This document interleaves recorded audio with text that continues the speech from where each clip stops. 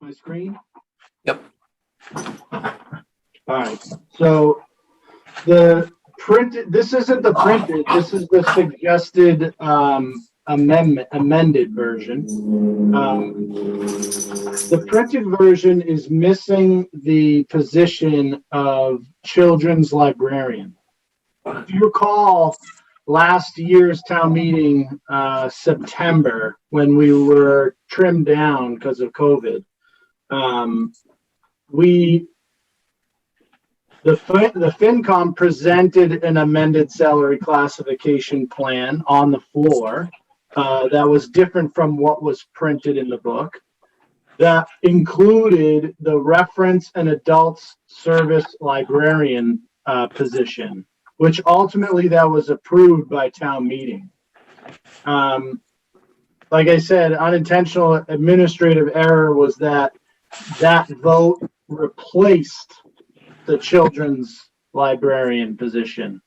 But that wasn't the intent of town meeting. The intent of town meeting was to add the title of reference and adult service librarian to this full salary range with the same salary range as what was in there, the children's librarian position.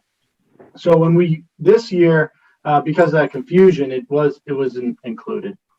But we also, meanwhile, have been having, so one thing is we feel it needs to be fixed. The children's librarian position does need to be added back into the salary classification plan. The library fully intends to hire somebody for that position. They want to bring a children's librarian in. So we do want to get that fixed. The way to do that, you have the option of providing an amended salary classification plan as a FinCom with your rollout motion, or you present what was printed in the book and then allow for a floor amendment to make that adjustment. So two different options there. So what Allison and I have submitted to you is an amended version that puts the children's librarian back into the salary classification plan. This is where it gets into somewhat of a debate. The library and the library trustees are seeking a full-time position for children's librarian. I think that they've, spoken to the FinCom. I know they spoke to the Board of Selectmen as well. So, you guys are fully aware of that. We have felt that the need for a children's librarian is true. However, in a part-time, non-benefited position. Difference in opinion there. So the way that we've submitted this salary classification plan, amended salary classification plan, is by putting the children's librarian position back in, but under the hourly range section of the salary classification plan. And we have it at $20 to $30 an hour. We did the math on how much money is in the current proposed budget, how much of that goes towards the current full-time adult reference librarian. What that ends up being for an hourly rate is around $21 and some change. But that position is fully benefited. So if you were to use this as a part-time position, we give a range of $20 to $30, which the current budget supports at a 19 or less hours per week. And you give that range because it's not benefited. So, our biggest issue with the full-time position and the cost of that has to, spans across all departments. Whenever we're talking about FTEs, you have to look at the indirect costs of fully benefited at the full capacity. And that can add another $25,000 to the town's operations. So, that's the I don't know if you want me to get into my opinion on it, or if you want me to just paint the picture of what we're looking at. Yeah, I guess the decision we need to make tonight is, well, all right. First of all, we need to amend the salary and classification plan, adding the adult reference librarian. Children's Yes? librarian. Children's librarian. There is a children's. Oh, you've already added it. I'm sorry. I'm looking at like one I said, that's already I've added it under the hourly range position. And point of clarification, I don't see where you can change that arbitrarily now if such a thing required a town vote originally. I thought that this was not a debate. So that's the question here. So is this a conversation between the selectmen and the finance committee, or is it, I'm concerned about this because we understand the position of the librarian. What I don't understand is how we can add in another full-time employee at a point where we discussed for a very long time, for a lot of months, how the town can't sustain more employees. We can certainly debate that on the town meeting floor. At the moment, all we're discussing is the salary and classification plan. I don't think that this is, I'm sorry, Bob, you were going to say something? No, the only question in my mind right now is we need to amend the salary and classification plan as it is published in the book. Typically, the motion does read that way. I'm looking at it right now. The motion that is read references what's printed in the book. And this may be a Dave moderator question as to how to handle this. Do we have to read the entire classification plan, or can we just reference people and say, look, we want to add this line on this page, or some other approach that we haven't thought of yet? I can say last year. And do you understand? Is the question clear? Yeah, well, last year we put it up on the screen. I think your motion was something along the lines of the amended version as presented on the screen, by including the by including the reference and adult service librarian in the classification plan as shown on the screen. I think you did something like that. Okay. Mr. Moderator, are you okay with that? Is that a good way to handle it? It really has to be clear. That's all. There are many ways to do it. That might be a way to do it. I think as long as the difference between that and what was presented in the FinCom report is made clear to the people that are voting, I think that would be acceptable. My question remains, if last year you had to have a vote in order to add a library position, you had to have the vote of the body, then why now are you able to revise the salary and classification plan without a vote of the body? This We would be will the have vote a of the vote of body. the body. This is a proposal for the next fiscal year. Right. Exactly what happened last year. Last year, you very clearly added a position and put it on a slide right next to another salaried position.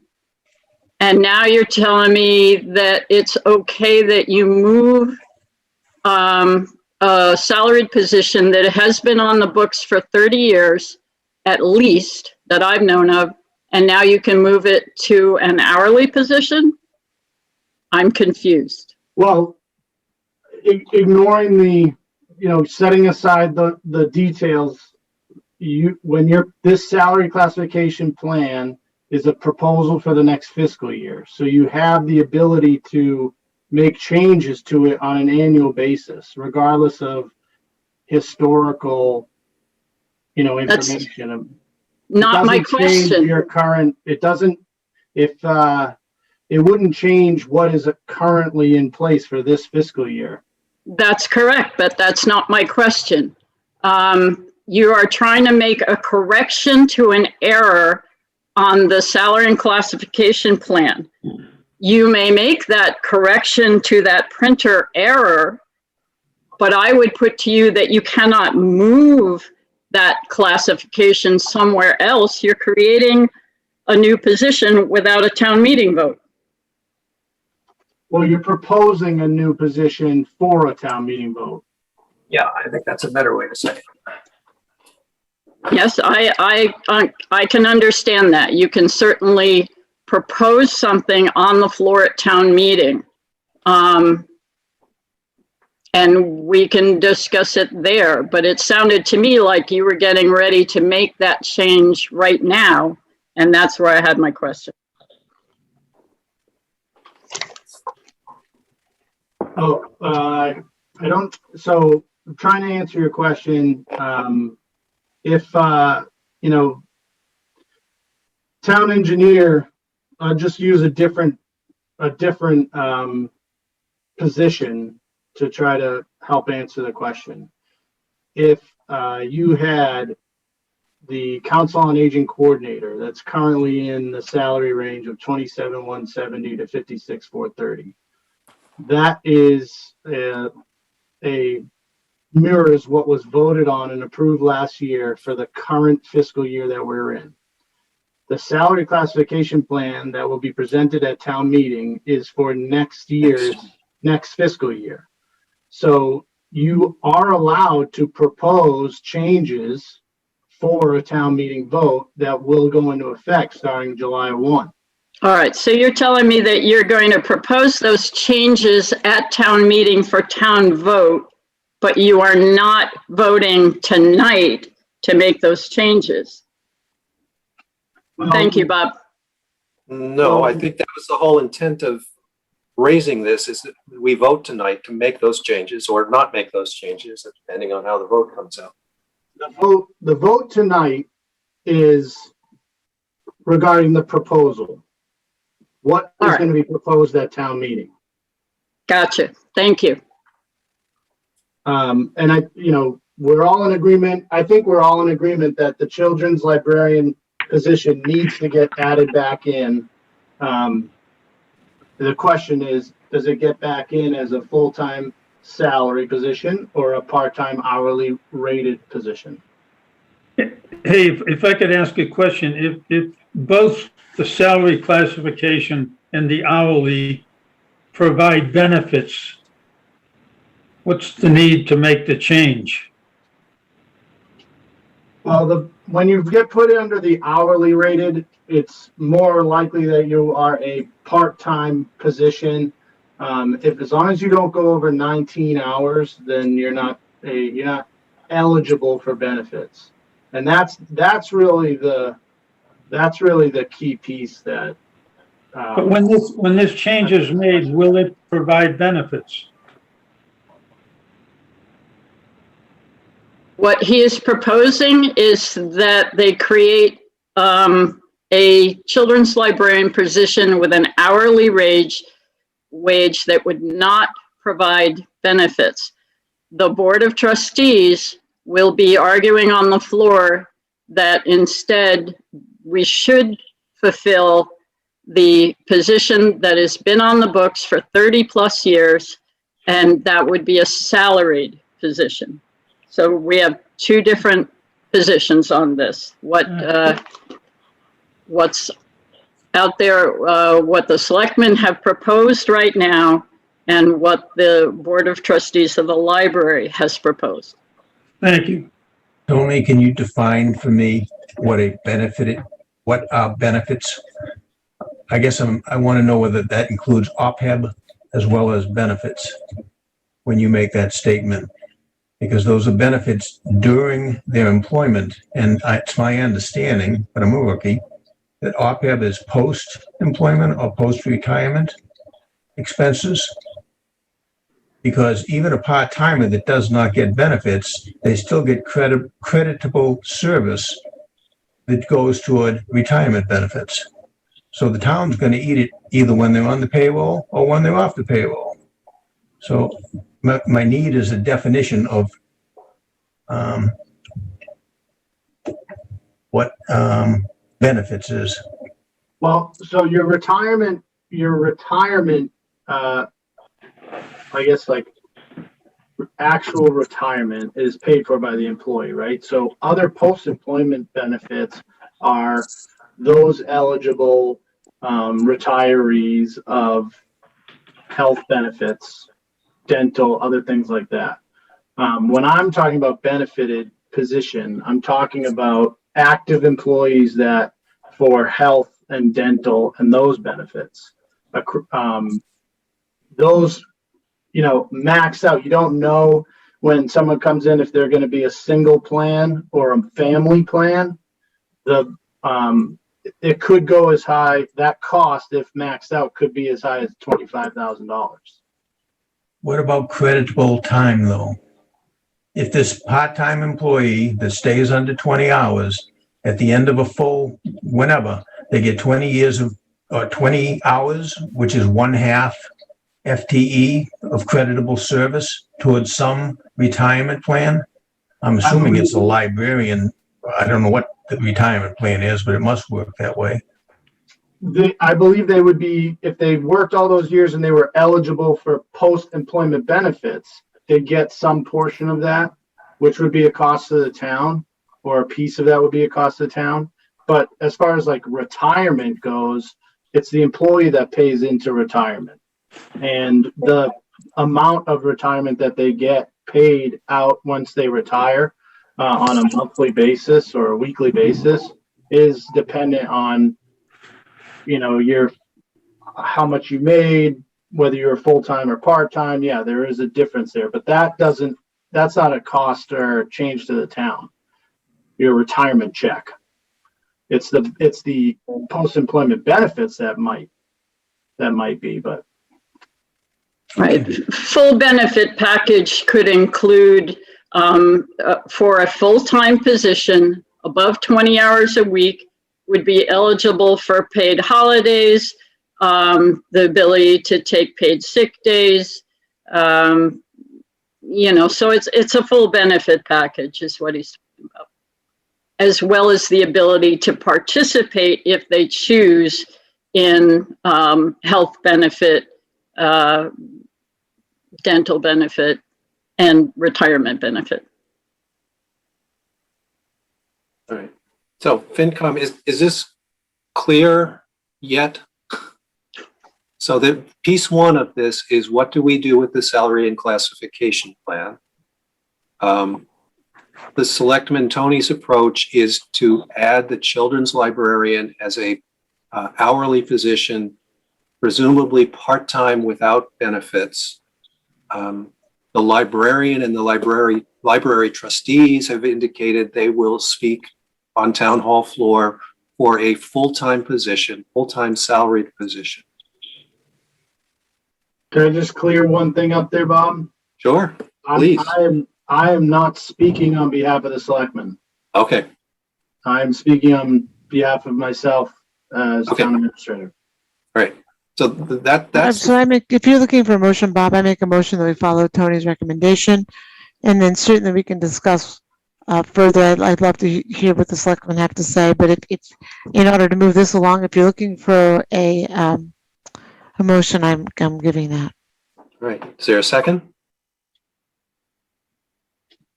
I'll second that. Motion and a second. Further discussion? I have a question in the further discussion. Is the current budget reflective of a part-time children's librarian or a full-time? That's the very next thing to discuss. Okay. But it is germane to this. So, Tony, the omnibus reflects the children's librarian as, I believe, as the part-time position, correct? As the hourly position.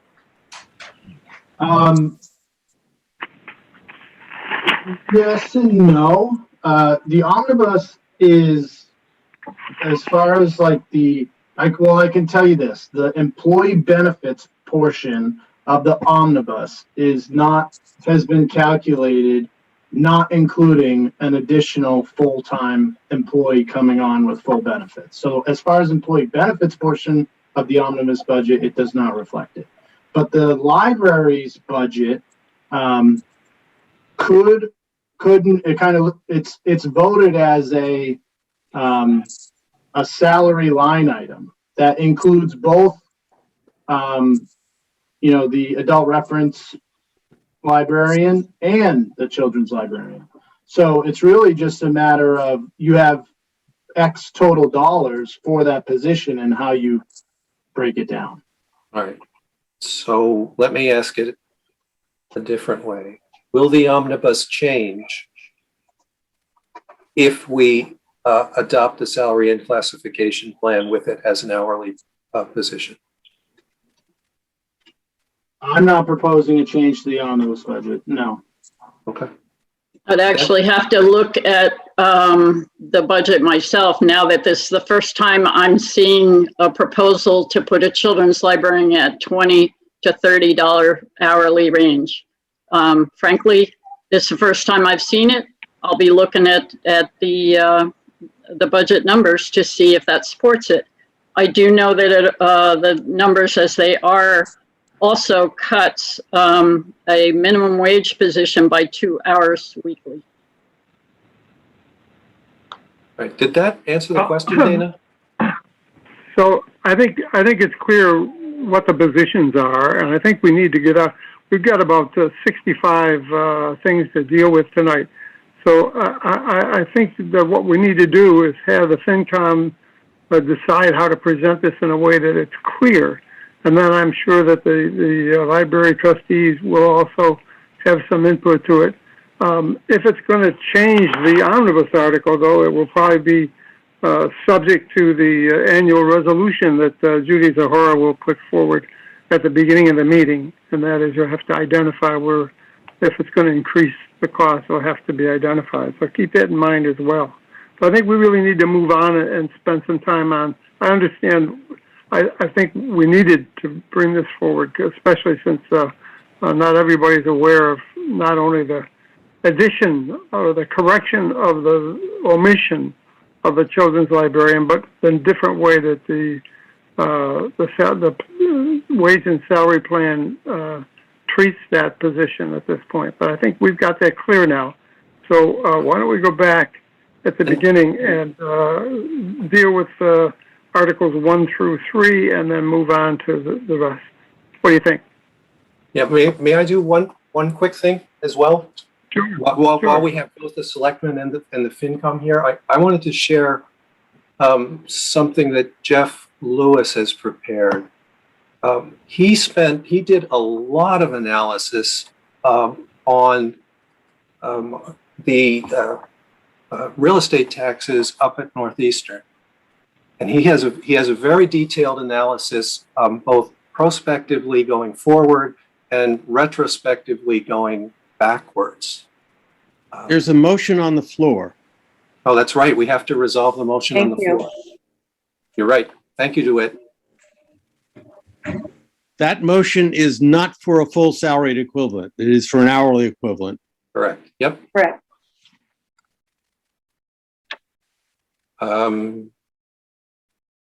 It's been seconded, Bob. All we're looking for is a vote now. Yep. So let's take a roll call vote. I'm trying to get back to my grid view so I can see everybody. Zahora, aye. Army, aye. Beatty, aye. Oldham, aye.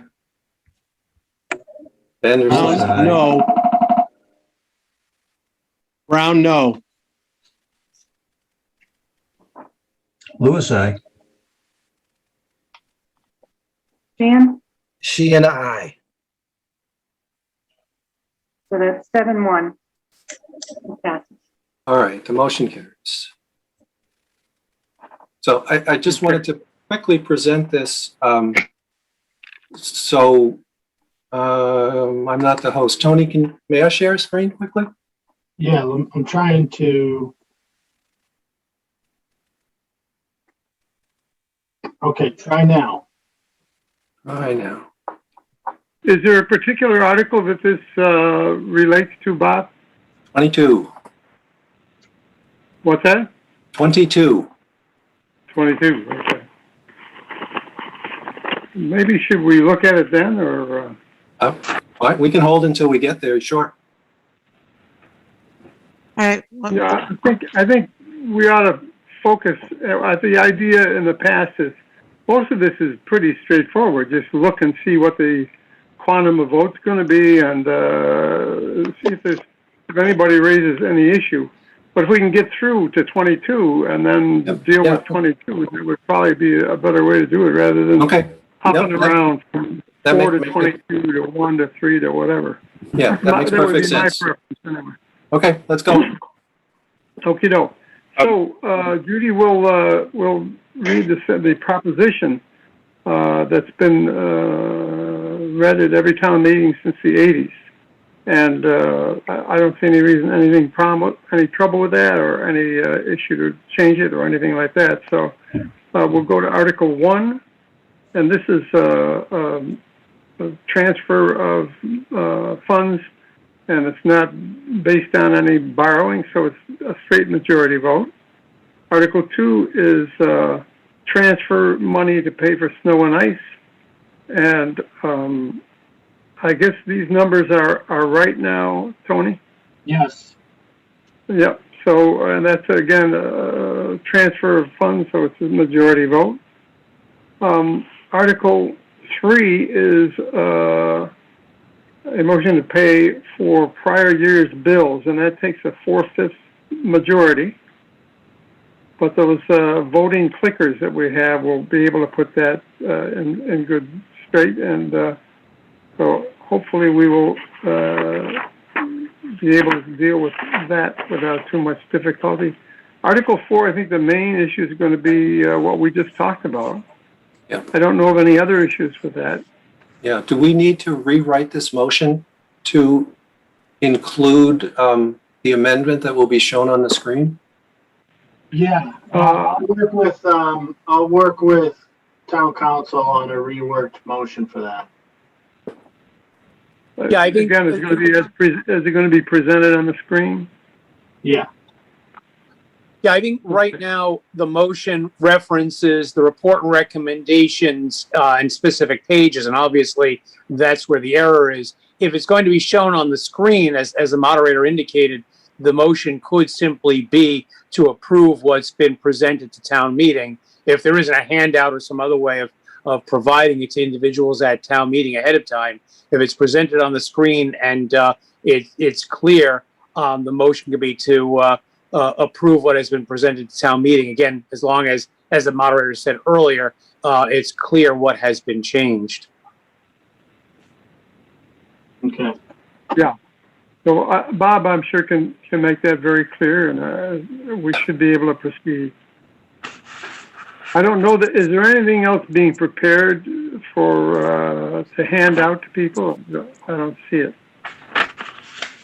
We will have, yeah, what we'll do is we'll have the big screen. So we'll load, anything that needs to be presented, will be uploaded to the big LED screen and the other screens in the back. There are a couple, articles here that, well, one in particular is the planning board's, report and recommendations. There'll be hard copies of that as well. Mm-hmm. And Well, I think that, I wouldn't add this to that, but let's just, oh boy, my computer's driving me crazy here. I've had a computer I'm sorry. day. I'm sorry, Tony, what are you going to do hard copies of it on the floor? So really only the one that is going to get some hard copies is the report and recommendations of the planning board on their review of the zoning bylaw with marijuana. But even that is going to be presented on the LED screen. The issue with handing out. I'm just thinking about how much money we've already spent on printing. So if it's going to be on the screen, is there value? Do we have to print and hand it out? No, I don't think so. As long as it's made clear to the people that are voting, this is the house salary and classification plan is supposed to cover the people that are being employed, and there was a kind of a typographical error in leaving that thing out. And how it's going to be treated will be discussed, no doubt. So all we got to do is put it up so that the voters are aware of it. I think it's within the scope of the article.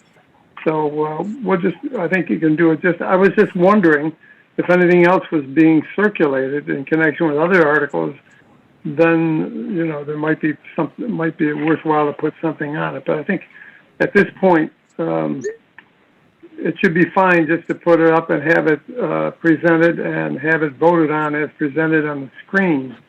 And that, and I think we'll have to read it as well into the record so that it'll be recorded. So that we can do. May I say something?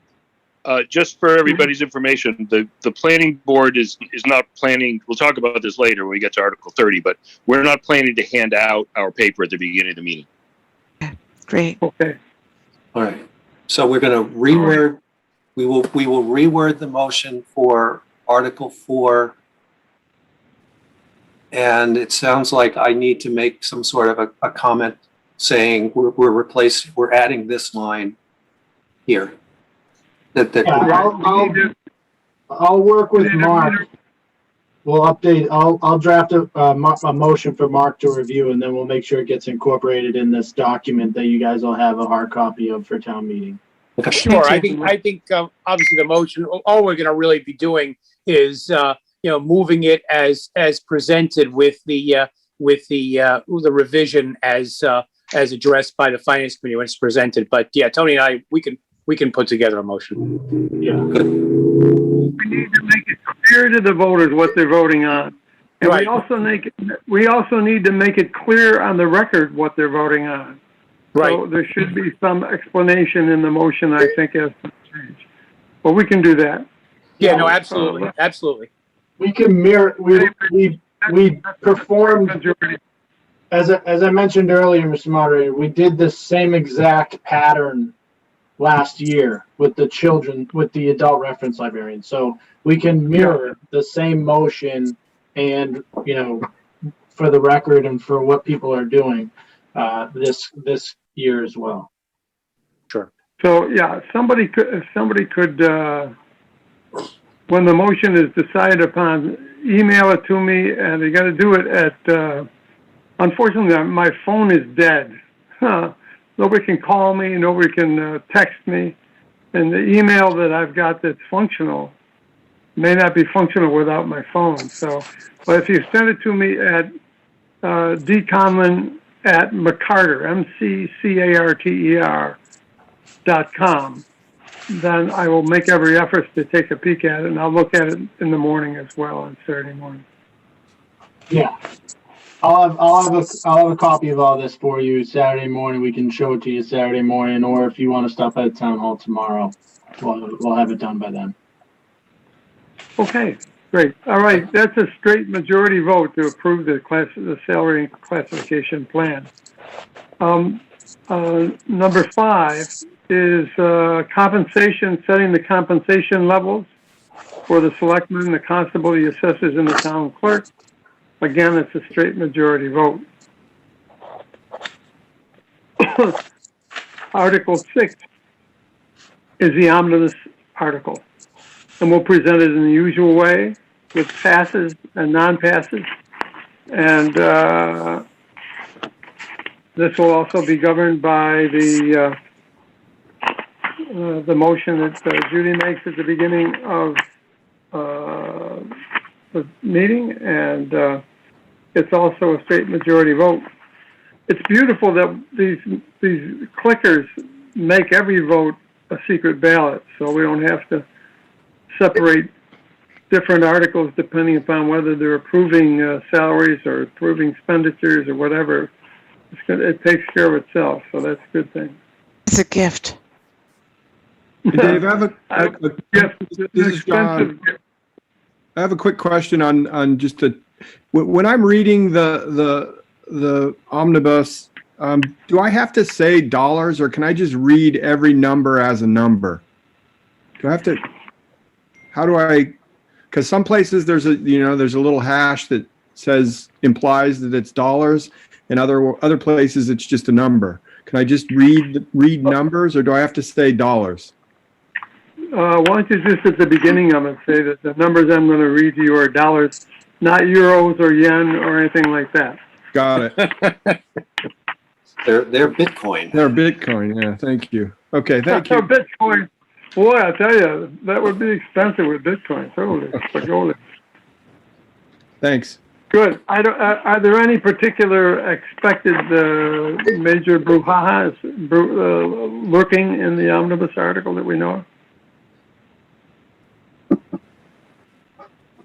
Sounds like we don't have any. That's good. So we'll move to Article 7.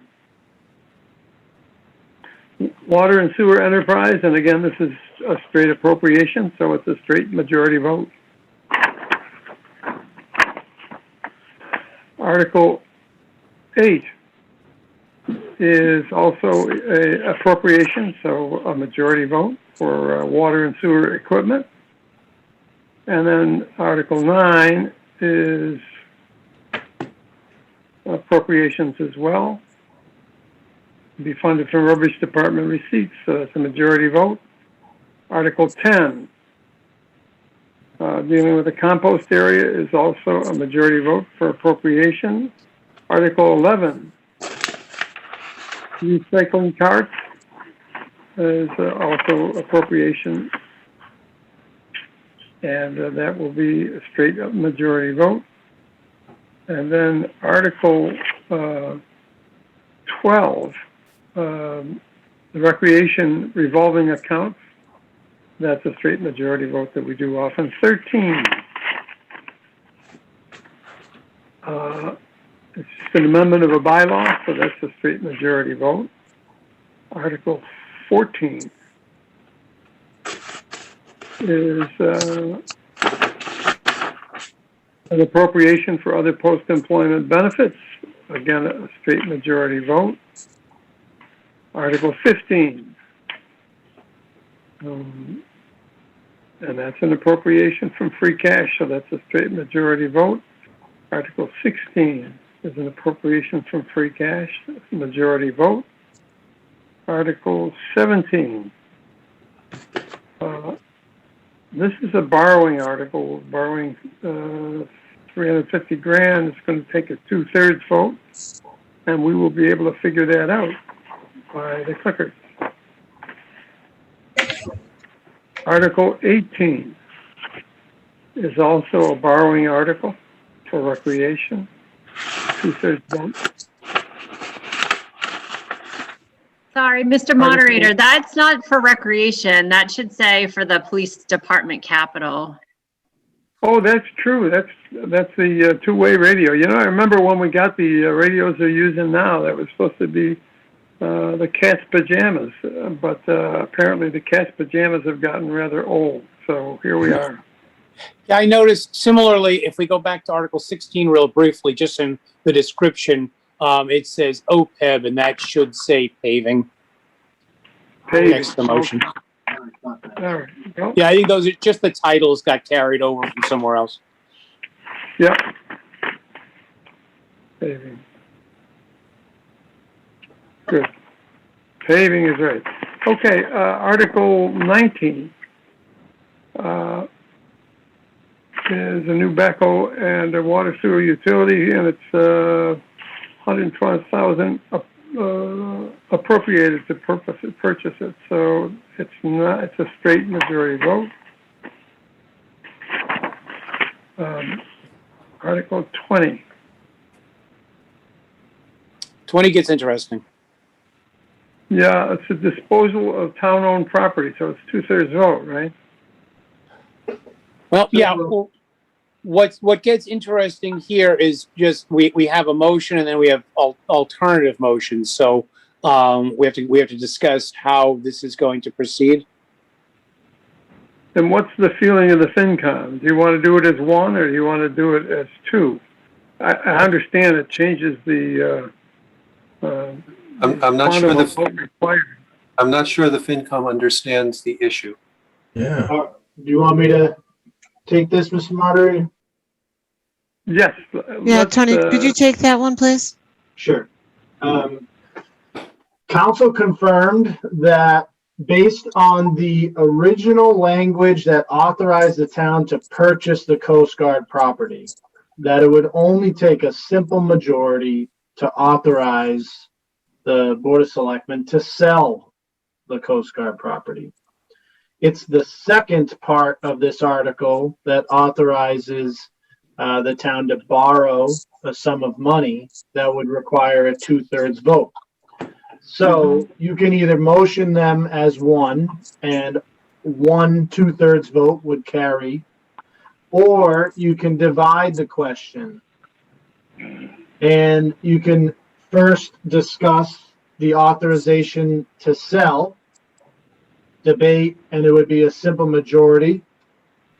And then, if that passed, you have a discussion about authorizing to borrow, which would require a 2/3. Obviously, if you split it and the first one passed, you wouldn't even take up the second question. You mean if the first one failed? I'm correct. Okay. So, it sounds like there's a preference for dividing it, and certainly it can be done. I think I can have the authority to do it. It certainly is, Section 8 of our town meeting bylaws allows it if 7 people wish to have it done. And it seems like there may be an advantage both from the standpoint of the understanding of what's involved and the determination of the quantum of vote that goes to the borrowing issue where it belongs, rather than settling the decision to dispose of the property as a 2/3 majority. So, yeah, if I may, the city feeling of the FinCom. Well, if I may, as part of the discussion, I think the concern obviously was that this was a very dense article. There's a lot packed into it. And we did review that, the town acquired the property for general municipal purposes. The provisions of Chapter 40, Section 15 dictate that a 2/3 vote is necessary to dispose of property that's been taken, and this property hasn't been taken. And Chapter 40, Section 15A would require a 2/3 vote if we had to transfer it from one specific purpose to another. We don't have that. So we don't have to get into a 2/3 vote for the disposition, and we do have conditions on the disposition. So that's a chunk unto itself. And then the issue of the funding, which may be a debate unto itself. So that was the thinking, I think, Tony, but behind breaking them out separately so that people could understand each component and debate them individually. And then, of course, we did make a motion to divide the question, but left, obviously, I recognize that the moderator has that discretion because of the way the bylaw is worded, but we provided that as a motion in case, Mr. Moderator, you wanted to put that to a vote as well. But I think that was the rationale to kind of unpack what otherwise would be a pretty hefty article and a hefty motion. So do you need a motion? How does this work? Because I am a liaison with the Coast Guard Committee, and I think that splitting this would be very useful. Helpful for the. I wanted to hear what Judy. Wait. Yeah, I was going to just thank you, Judy. I'm so wicked shy, but I do think that when I read it, we talked about it a long time. We kind of kicked it around a bunch of ways, but when I read it in the book, it is thick. And I think that this helps with the understanding of what we're doing. Okay, so if you look at town meeting time at page 113, it says that although some people suggest that it can only be done by a vote, Bolton suggests the moderator should divide the question without waiting for a motion if a division would serve some constructive or valuable purpose. This is a better rule. We've adopted town meeting time as governing our meeting, so I will simply divide it. We won't call for a vote. And I think your bylaws support that as well, Mr. Moderator. Yeah, it's there, but it says if there's 7 standing, 7 voters call for it. But I think it gives leeway, and Yeah. I will take advantage of that rather than making 7 people stand up. Thank you. Thank you very So- much.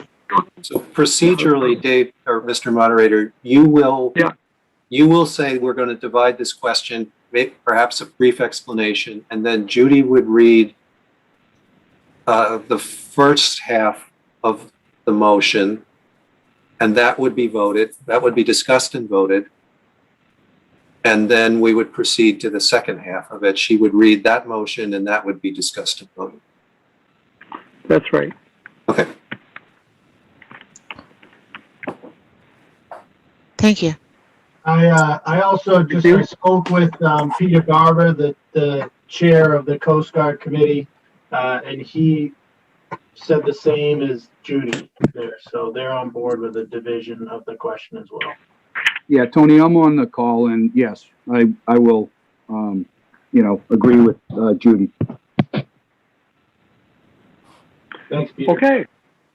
All right, then we go to Article 21.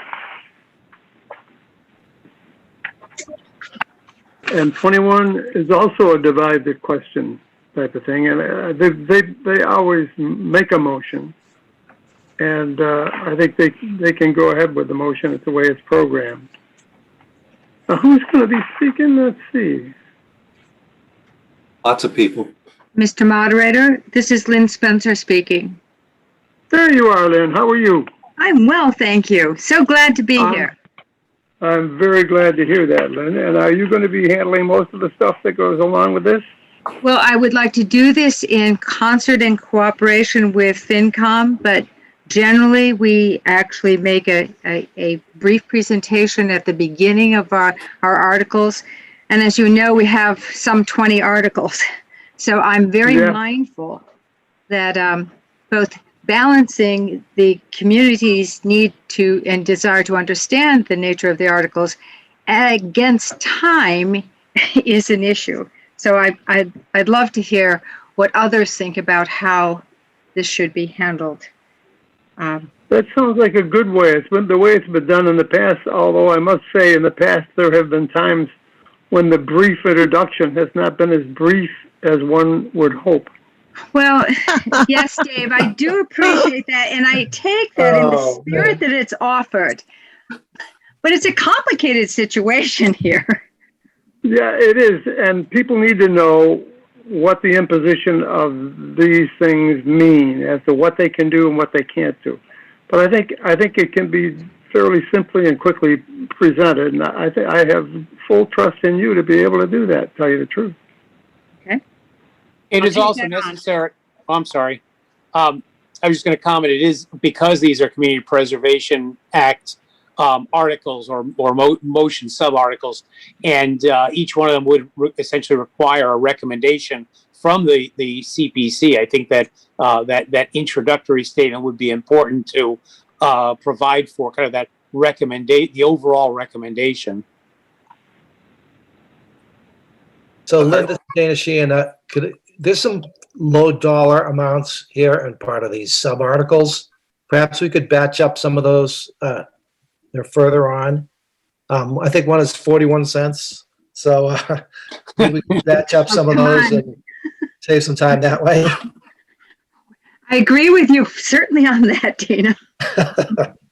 Would it be a thought, since there are a number of closeouts, I think that included the 41 cent, to instead of having individual motions, to have to move all of the closeouts as a single motion?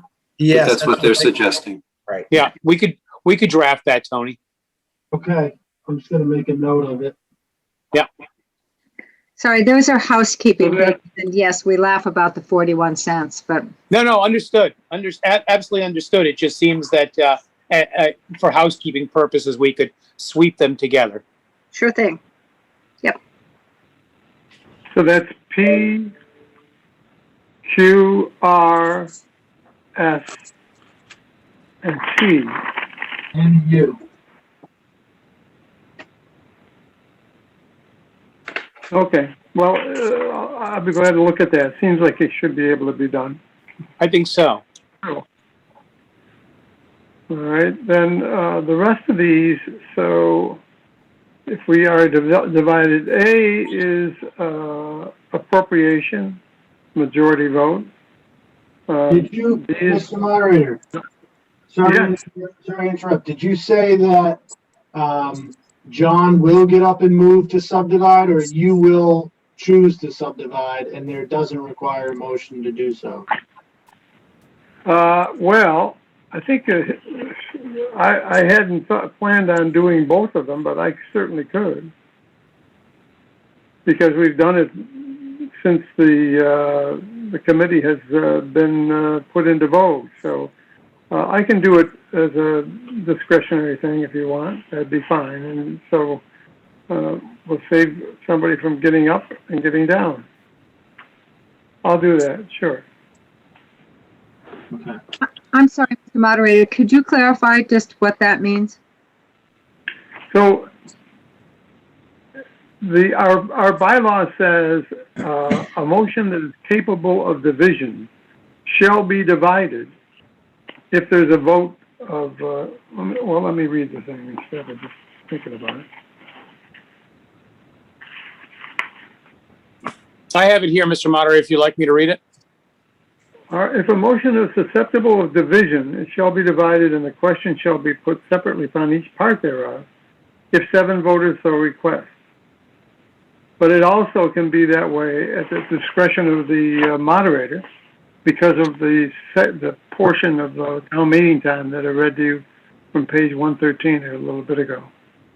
So on both Articles 20 and 21, I can stipulate that the article will be divided, and we can proceed from there. And that way we don't have to have motions. You know, we're going to have enough motions in this town meeting that we don't need any extras. Yeah, Okay. that's what I was thinking. Okay. Good enough.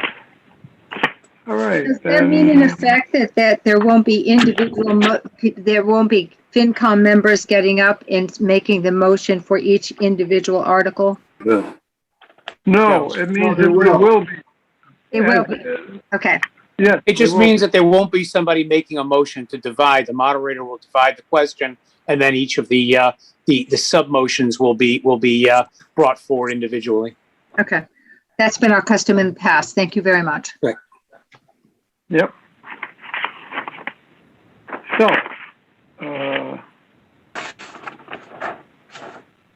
21A is an appropriation, and that's a majority vote. 21B, the Little League, is an appropriation, and that's a majority vote. 21C is an appropriation for the American Legion sign. That's good, and that's a majority vote. D is also an appropriation, and that's oh, wait a minute. Yes, that's a majority vote. E is borrowing, so that would be 2/3 vote for the library, the town hall, and Greenland Cemetery.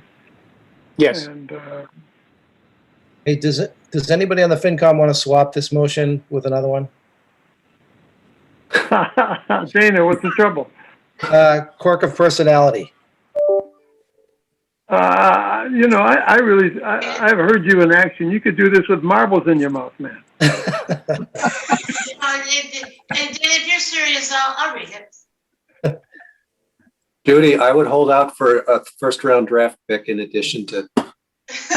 Judy, I owe you. Thank you. Thanks, Judy. Zohora. That's with an O. You got it. All right, Judy is a horrible. Read this. There you go. 21F is appropriation, and that's a majority vote. 21G is appropriation for Ellingwood Chapel. That's a majority vote. 21H is appropriation. Majority vote. 21I is also. Seems like we have a lot of money floating around. And then 21J for the Housing Authority is a majority vote. 21K for Bailey's Hill, majority vote. 21L for Lowlands, appropriated, majority vote. And the ADA improvements is an appropriation, majority vote. And the Nahant Playground is appropriation, that's a majority vote. 21O, Spring Road Basketball, majority vote. And then we go to the unexpended ones, which will probably be one motion, depending. Yeah, those are the ones we'll join those. And that would be, all would be a majority vote, because it's all, it's transfer funds. Right. Then,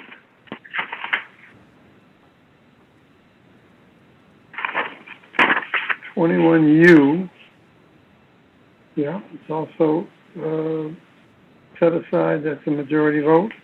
And then we get to the infamous 21V.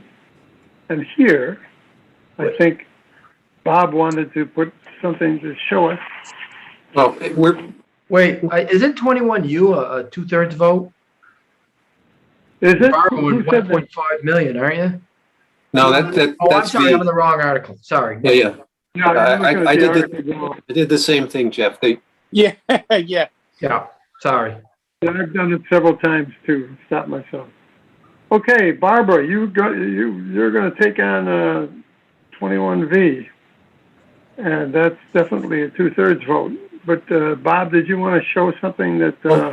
Mr. Moderator, I will hold until the end since we're on the roll here and in deference to your cell phone battery. My cell phone battery is no longer relevant. It's my cell phone.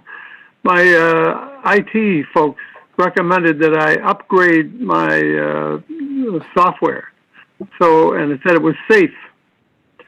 So luckily I backed it up and then I upgraded. That was 10 o'clock this morning. The cell phone has been like a black brick ever since.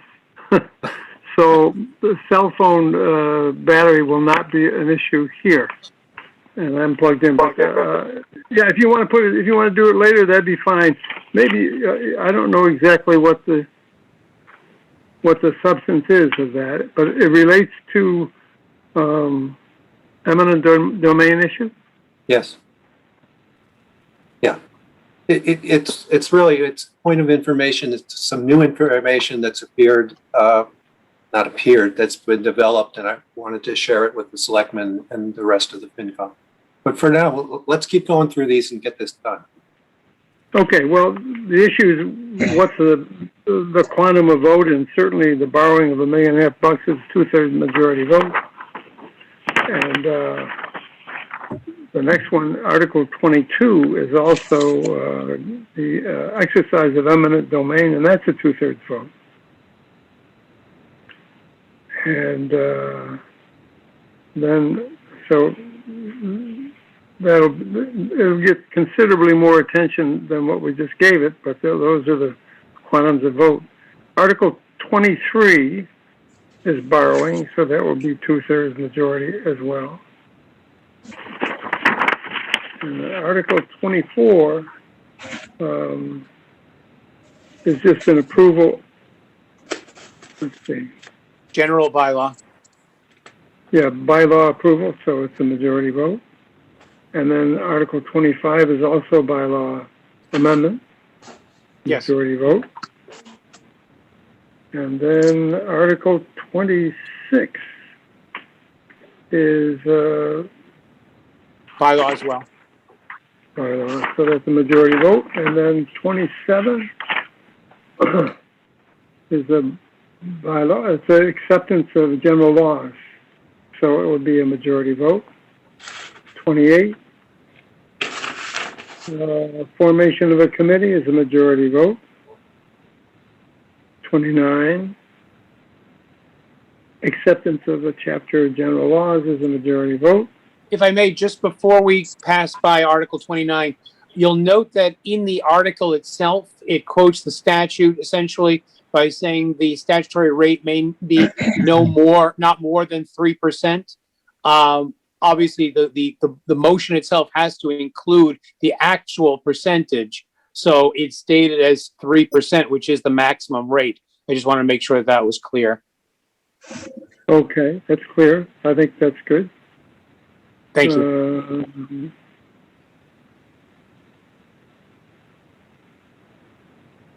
All right, and then Article 30 is the zoning bylaw amendment. Hence the 2/3. Which is a 2/3, and the planning board, you're giving a report but not planning to print it? Is that what we're hearing? No, we are planning to print it. It's been printed. I'm going to pick it up tomorrow morning. And we are planning to hand out. We have 200 copies we're planning to hand out, but so they don't get lost in a shuffle and completely disappear or turn to a vast amount of litter. We're not going to hand them out until after the big issues are taken care of and lots of people leave. And until we see what time that is, and it may be clear at that point that we're not going to get to this until Sunday. So we may want to hold them to until Sunday. So we're going to hand that out. We also want to put the fourth page of the handout. It's 2 sides back to back. The last page is a 1-page black line. So we'd like that to be put on the big screen while we're talking about it. The 1 page is a summary of the other pages. It's the last page of the handout is a black line of the proposed amendments, of our proposed amendments. We're proposing to amend what is in the warrant, and our report is a report that includes those recommendations, the recommended amendments. Okay, well that's. Yeah, this is Dana Sheehan. Could you please summarize what you're going to hand out and the substance of it, please? The substance of it, sure.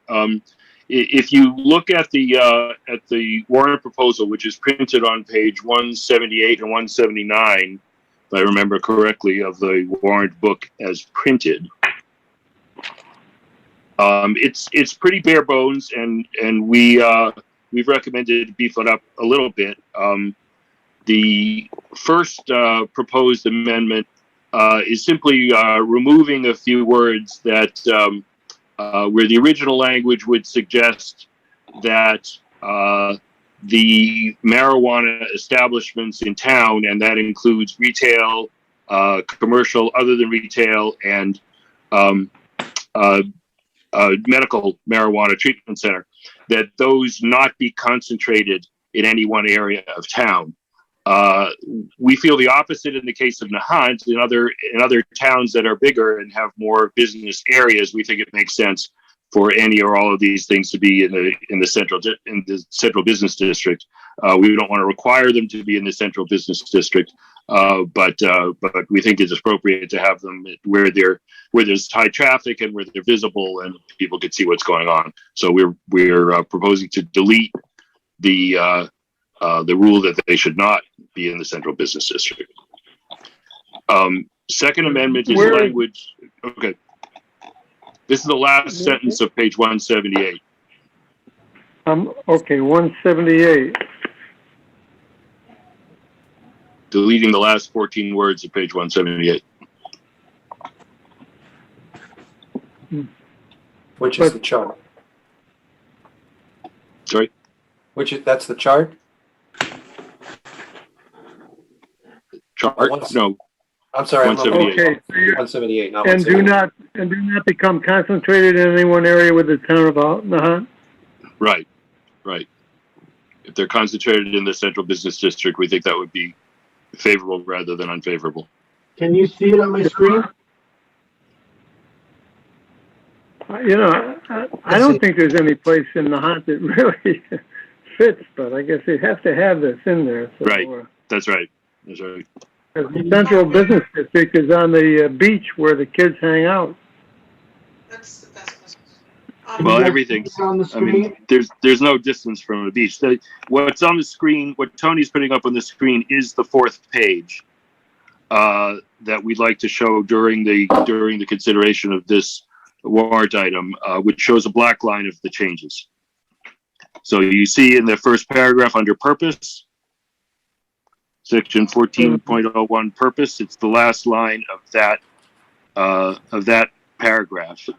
And that paragraph is the last paragraph of page 178 of the warrant book. And what is crossed out is the last line of what's printed on page 178. I see. Okay, that makes it clear. Okay. Okay. And that's the only, second. oh, no, you've got the, okay. We have four. The second one you'll see shortly below that. That is a simplification of language only. On page 170, in the middle of page 178 in the warrant book, you'll see a set of defined terms, a set of definitions. One of the defined terms is marijuana establishment. And this, and Article 30 as written, defines it again. It says the maximum number of marijuana cultivators, marijuana testing facilities, research facilities, marijuana product manufacturer, or any other type of licensed marijuana related business. That is the definition of marijuana establishments printed on page 178. So here we're just simplifying the language to use the defined term rather than ignore it and spell it all out again. It just simplifies the language. It makes it shorter.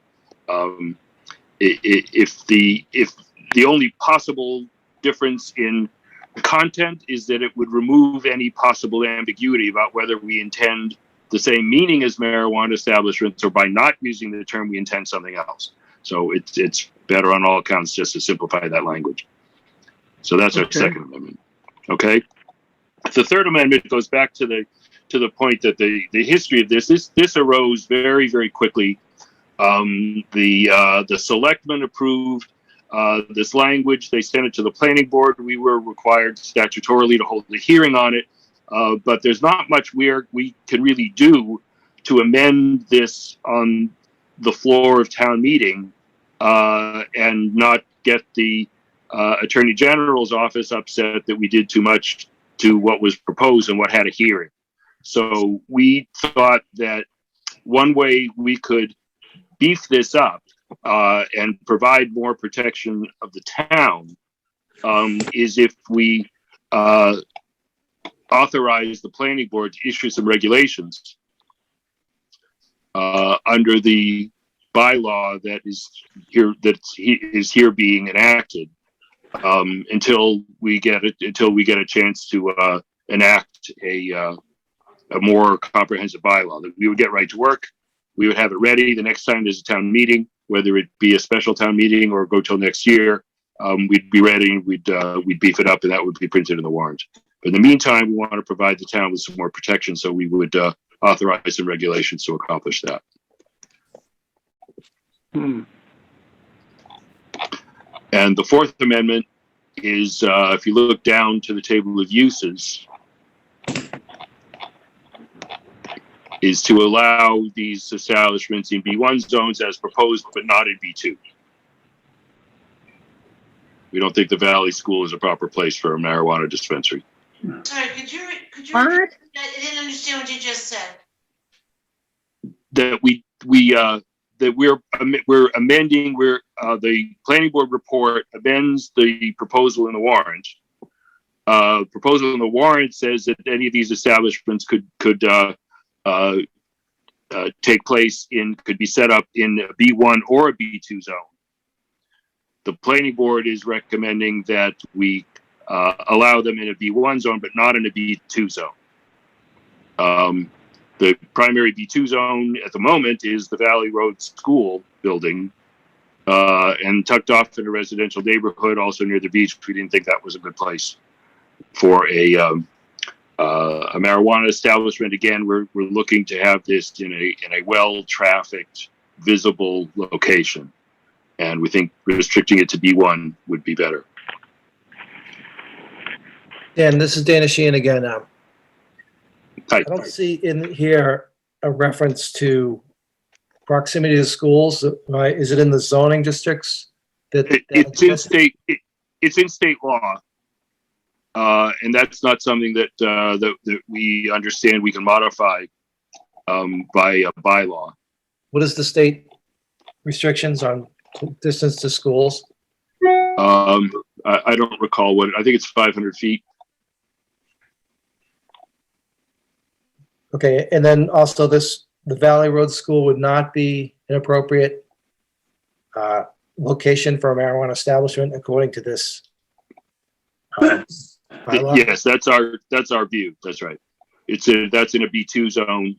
We think they should be only in B1 zones. Excuse me, this is Lynn Spencer speaking. Could I just join this for a second? There's a special permit arrangement for the Valley Road School, which really is very specific about the uses that can take place there. So Okay. I just want to bring that to your attention. Well, that's fine. The B2 is a zone of the town, and other places could be zone B2. At the moment, that's the only B2 zone that we were looking at.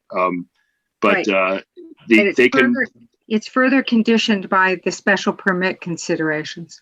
Okay, so it might not have been ended up there anyway, and the planning board has the right under this bylaw to has the authority to issue special permits. So to some extent, we could just leave that to the discretion of the planning board, not to allow anything in a B2, but we want to put it in the bylaw because we want to give ourselves support to do that. And there may be different B2 zones established later on. There may be different planning board people who want to put that marker down that we don't want this in a B2 zone. And where would B1 be, Daniel? B1 zones are along Nahant Road by Short Beach, the central business district. As of a few years ago, the life-saving station is a B1 zone. And there is a small B1 zone on Spring Road where Enzo's garage is. And is there another one? Little Nahant too, right? The Dunkin' Yes, of course. The Tides, yeah. The Tides is in a B1. The Tides are the bank and what will be in between them. That's another B1. Thank you, Tony.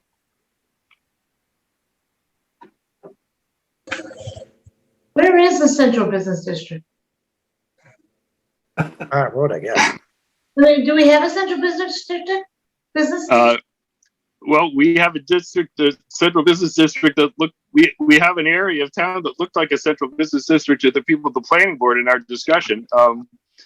The area facing the corner of Short Beach, that Spring Road intersects Nahant Road in the middle of it. And it goes from the Seaside Convenience up to whatever the end of that strip is towards the hill around the corner. And what about the post office in Ridgedale's? That's what I was thinking. I don't think those are actually in a business zone at all. Right. I think those, similar to Lowe's across from the school, are grandfathered in. Yeah. But those areas are not zoned for business. I did not realize we had a central business district. Maybe it's not defined anywhere, but looks like we have one to me. So I know that Josh and Gene are both on the call here. They're just for the FinComs to know that the selectmen took a look at the planning board's recommended changes and have no issue with them. So the motion that we've drafted is, and I'll stop sharing, or I'll share back to my.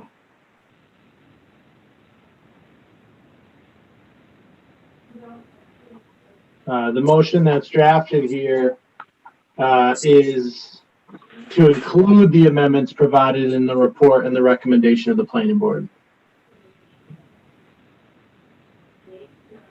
And you're going to show that as handed out and as shown on the screen, right?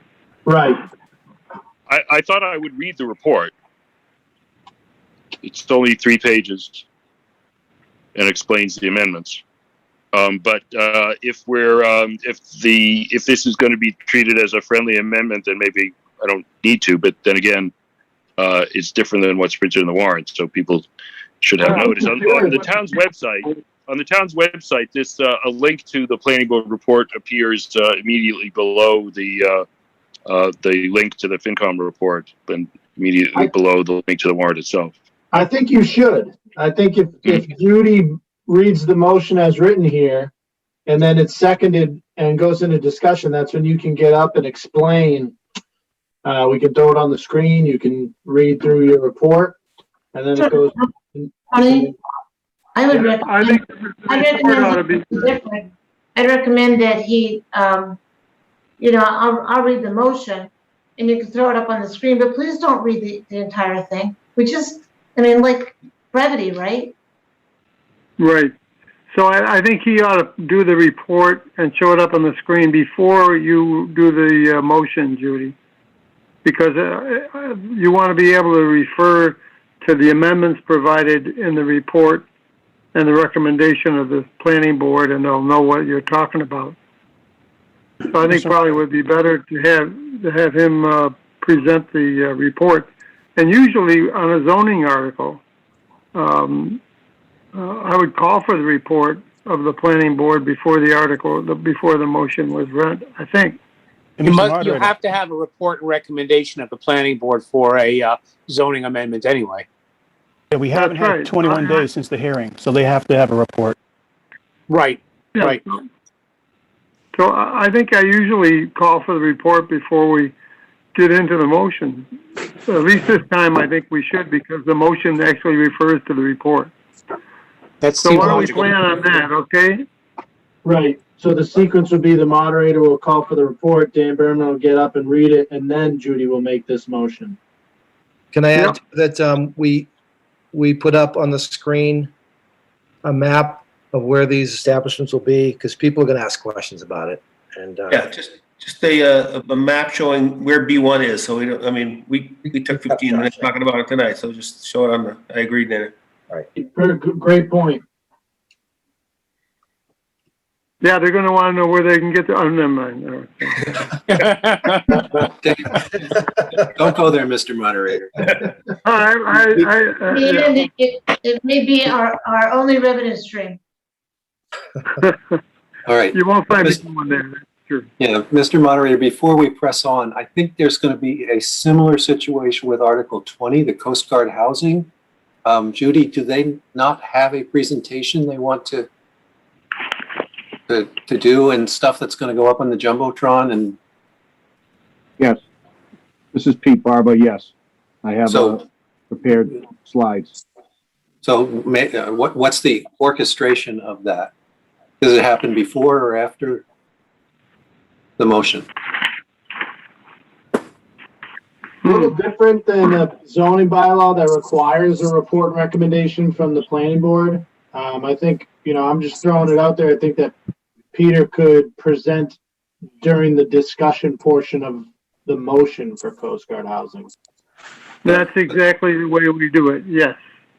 So the motion will be made, and then in the discussion session, Peter can get up and show the slides. And you will recognize them first? Well, so Judy's going to make the motion, and then you plan to have a discussion of it, Judy, from the FinCom standpoint? Well, the motion, the FinCom's going to recommend approval. Someone seconded it, and then we can, I can say that once this motion is seconded, Peter will get up and, help explain it better or something like that. Yeah, but we've already recommended it, so we don't have to do that again. Yes. Oh, I see. I'm sorry, Judy. You're right. Somebody has to make a motion in second. I see where you're going. Got it. Right, but a motion in a second, but no further discussion by the FinCom. So motion second, and then a request that the moderator recognize the speaker for the presentation. Yep. Yeah. Yeah, we can, and Judy, you could remind me that Peter's going to make the presentation, and we'll just move from there. Right. So Tony, if you could put that in the stage notes, I appreciate it. Yeah, Peter's a member of the committee, so, all right. Back to Article 30, if you're done with 20 for the moment. Back to 30 we go. Yes, sir. Oh, I thought we were okay, done so with the FinCom has not made a recommendation on Article 30. Does it need to do so?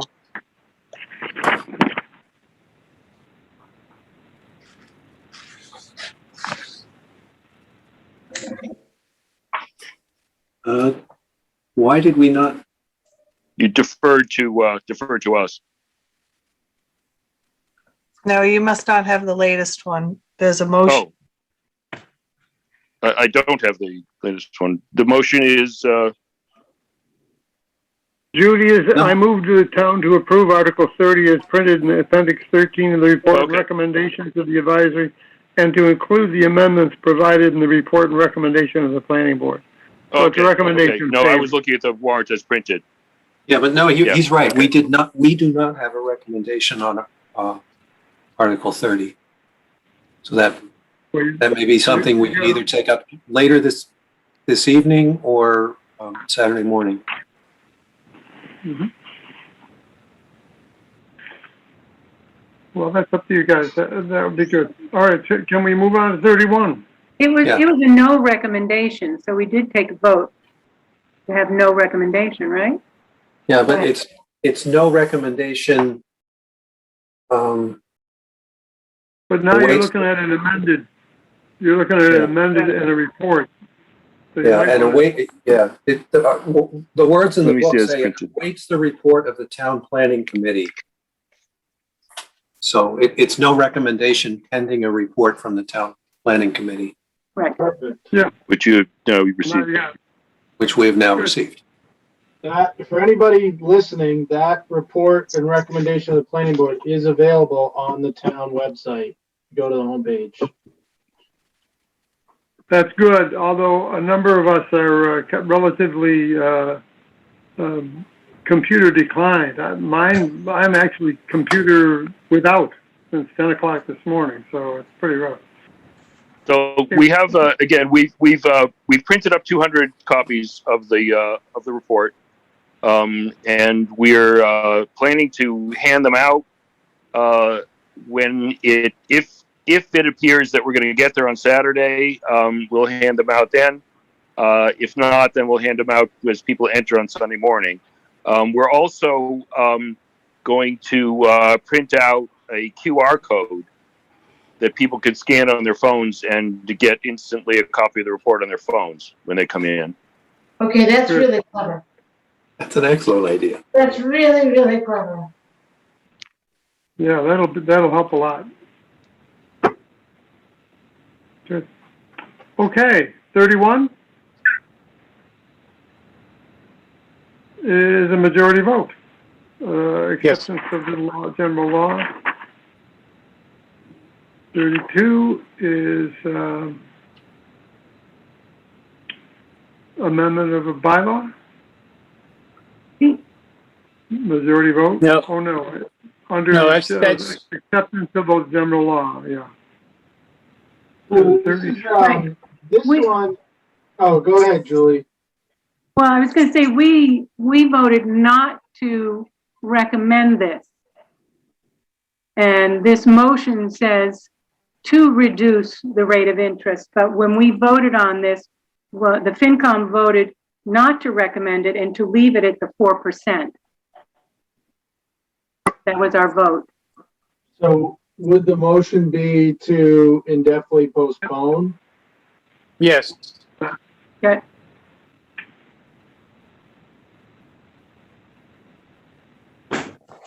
Yeah, you can you do a motion to indefinitely postpone. Yeah. And I also note this is another one where the description line in the motion carried over from 31 to 32. Oh, yeah. There were a lot of documents flying around. Also, if that for some reason does go forward, Tony, make sure that you put the clause in there, 41A, because 59.5 has 50-something clauses in it. Good point, Jeff. If someone on the floor, you mean if the motion to definitely postpone fails? That's Right. correct. Moves Yeah. to pass 32.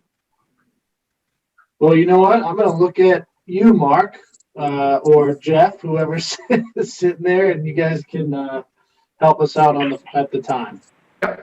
Yeah, no, that's fine. I'll have that in my back pocket. All right. Thank you. Thank you. Okay, Article 33. Sale of town-owned land, 2/3 vote for 192 square feet. That's good.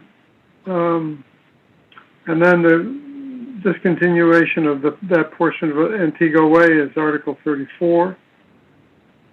So 2/3 vote to sell the land, but only a majority vote to discontinue that portion of Antigua Way. Yeah. May I ask a question? Yes. This is Julie. I'm on the town-owned land committee. Is it okay for me to make these motions? I don't see a problem. Okay, thank you.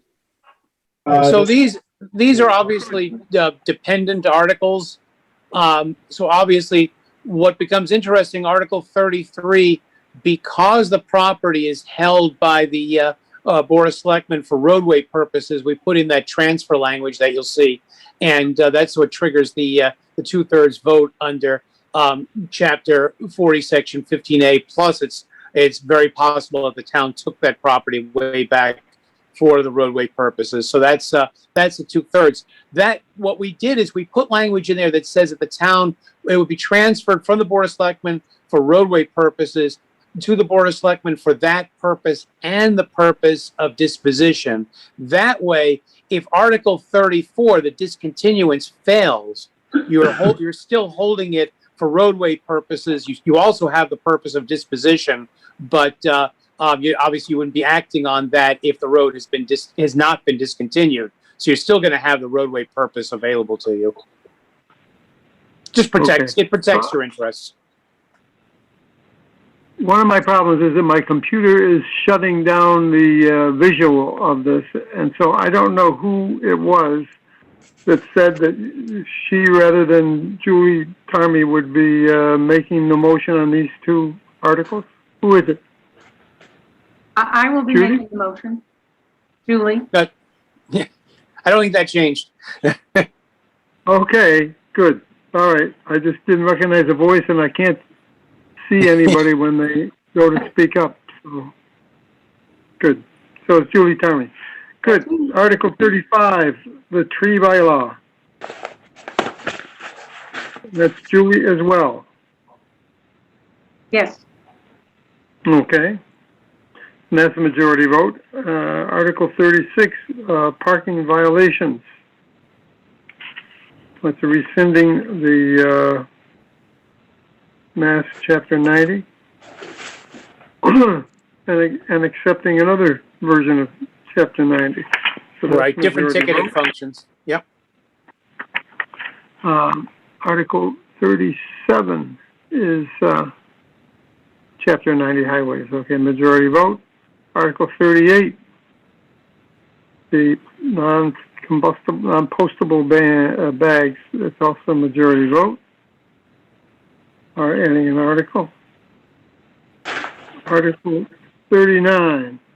So 39 relates to 40, but 40 is a citizen petition, and 39 seems to resolve 40. So have we had any further input from whoever raised the citizen's petition as to whether 39, if it passes, will resolve what he's got in 40? Right. If 39 passes, they will withdraw 40 or vote to postpone, indefinitely postpone.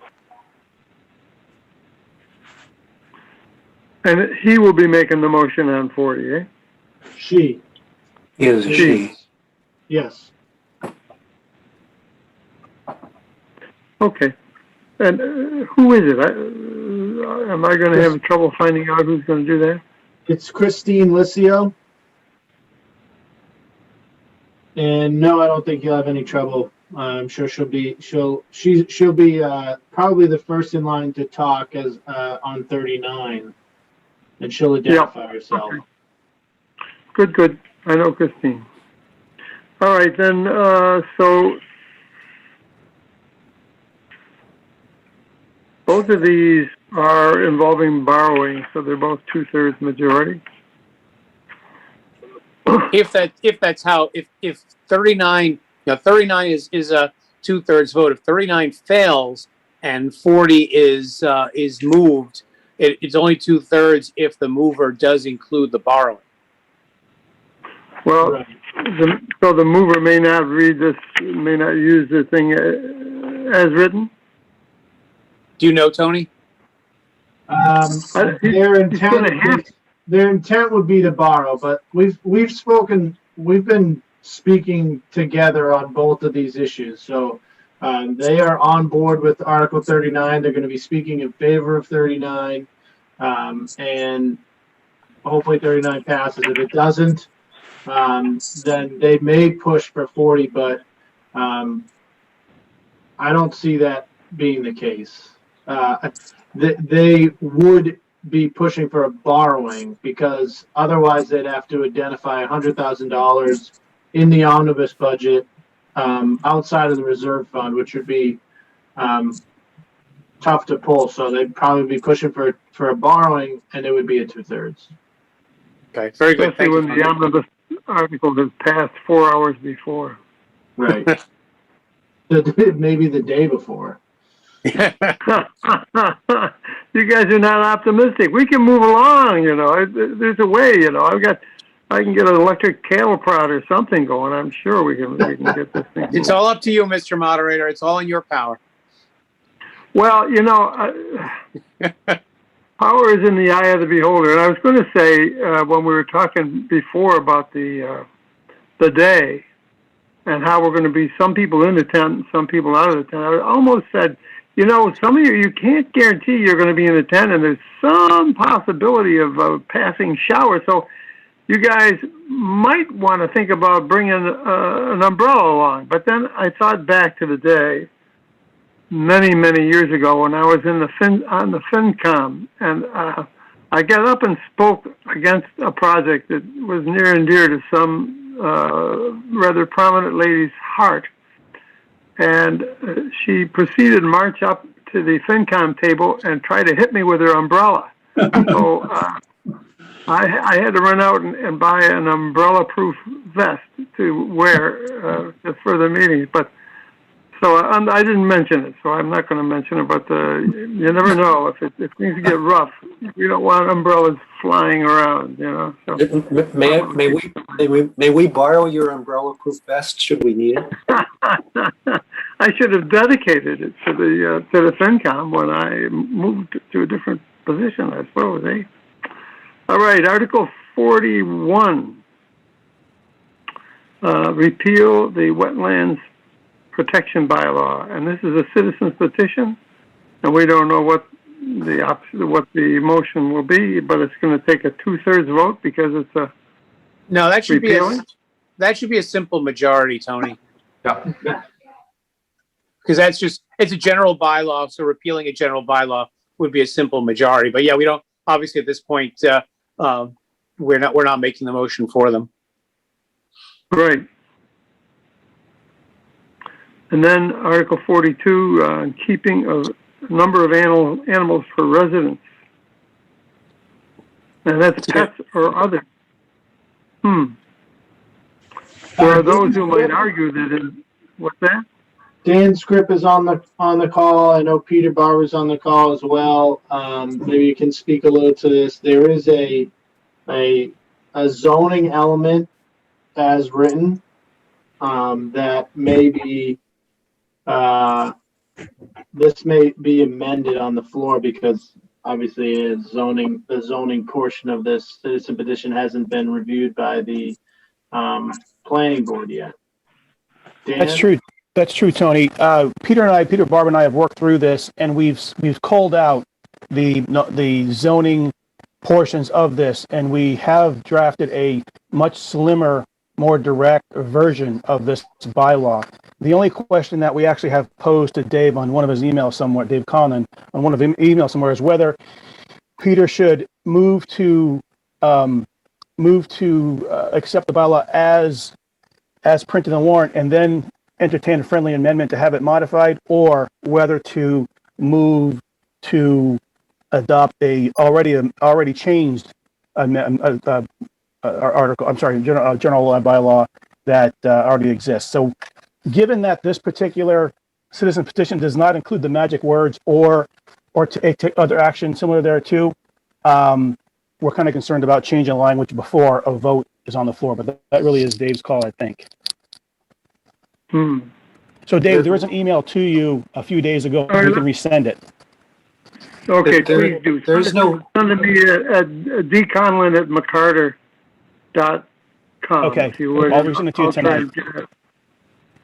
When you say that the bylaw language in the book, that's literally what we're seeing here. Yes. Yes, it is. But we've changed it quite a bit because it would not pass the Attorney General's review. Yeah. But as you can see, it doesn't include the words or take any other action relative thereto. So I'm not quite sure if Dave is comfortable with accepting a modified version of this before a motion on the floor, or whether we should, Peter Barba should, move to accept the bylaw as printed in the warrant and then take a friendly amendment to change it such that it would have a better chance of passing through the Attorney General's office. If I may, Mark Rich here, a comment. If the amendments are reducing the scope and reducing the issues, even without that magic language, I would think that could be entertained. I am concerned that by moving it as it is, then doing the friendly amendment, it could create confusion and result in a longer discussion. So that would be my thought, but obviously ultimately it's the moderator's determination which way to go. And to that point, Mark, Peter and I did talk about just really taking what's here and just shortening it and not really adding much, if anything. Now, to be honest, we did add a little bit, but not much to change the heart or spirit of the drafted warrant article. No, and I agree with you. Ultimately, it's the moderator's decision. I just think, I think if it is largely consistent with this bylaw, kind of a slimmed down, corrected version, I don't think the lack of the so-called magic words would prevent the moderator from allowing it to go forward as the main motion. And I'm just concerned about the confusion of this discussion we would have. Although we may have that confusion and discussion anyway, but at least we would have it once rather than having to deal with a friendly amendment. But that's just a thought.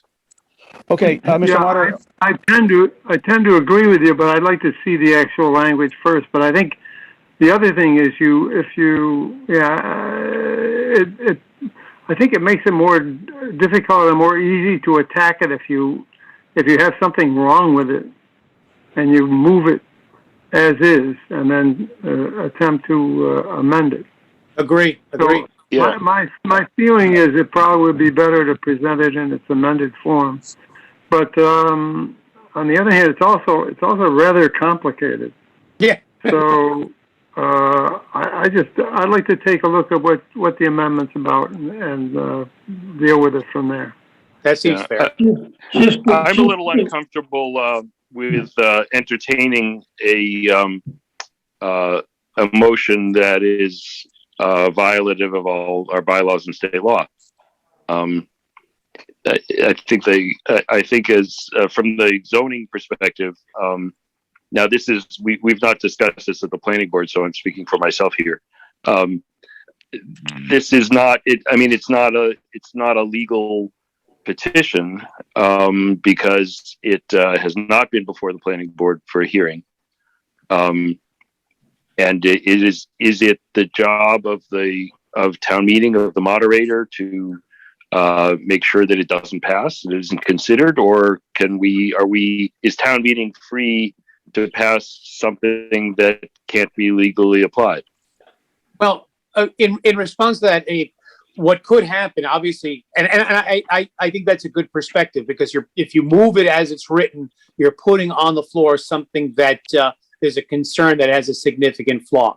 Now, there's a possibility that if it passed in its flawed manner, the Attorney General, rather than rejecting the whole thing, might approve it with certain provisions stricken. So the zoning type, the setback language stricken based upon it intruding onto zoning and not having had an appropriate public hearing.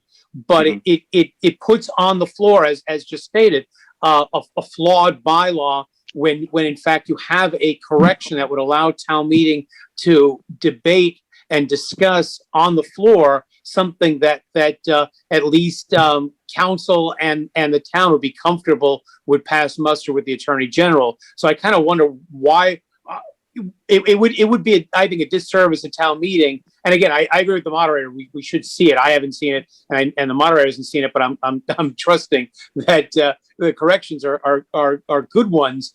And if that's the case, it would do town meeting a service to allow for a discussion of something that is appropriate, rather than winding up with debating over why did you take this out, and we thought this should be in, and we like the setbacks, and let's keep the setbacks, and the next thing you know, we're debating over something that should not be part of a general bylaw.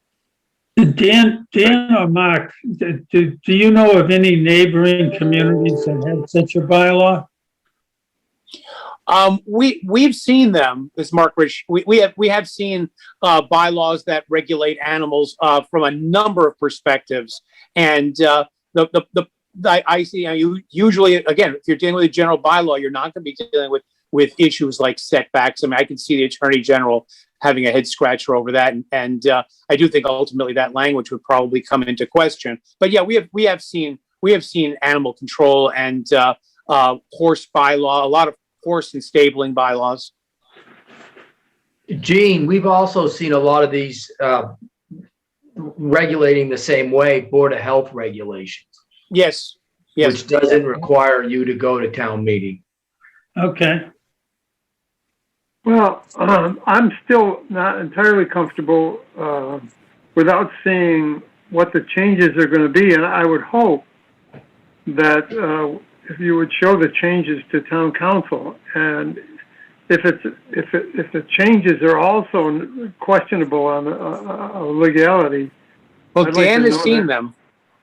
Dan has seen them and has worked on them, so obviously I would defer to Dan. I'd be, who's going to present the motion on this? Pete Barber, on behalf of my neighbors, and I, Dan, when I put it in, Dan did let me know that unfortunately it would have to go to the planning board because of the setback, which is zoning based. So we removed all the language pertaining to setbacks and just essentially kind of whittled it down to just the kind of direction of keeping animals.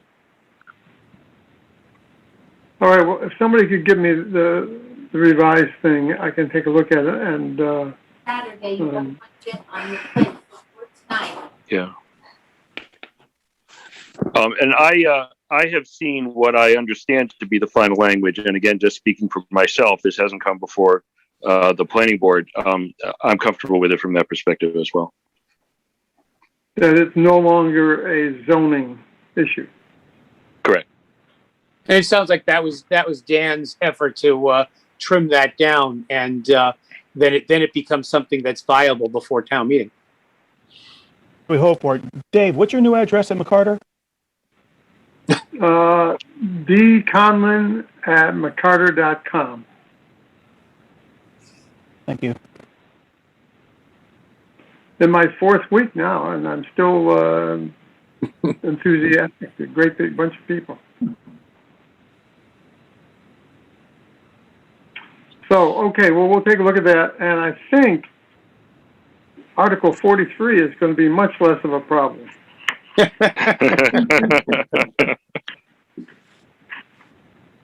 We're all going to be exhausted at that point. I have a feeling we'll be exhausted before that point, but we'll see where we go. Anyway, we'll try and do our best we can, and I'd love to get it done in a day. If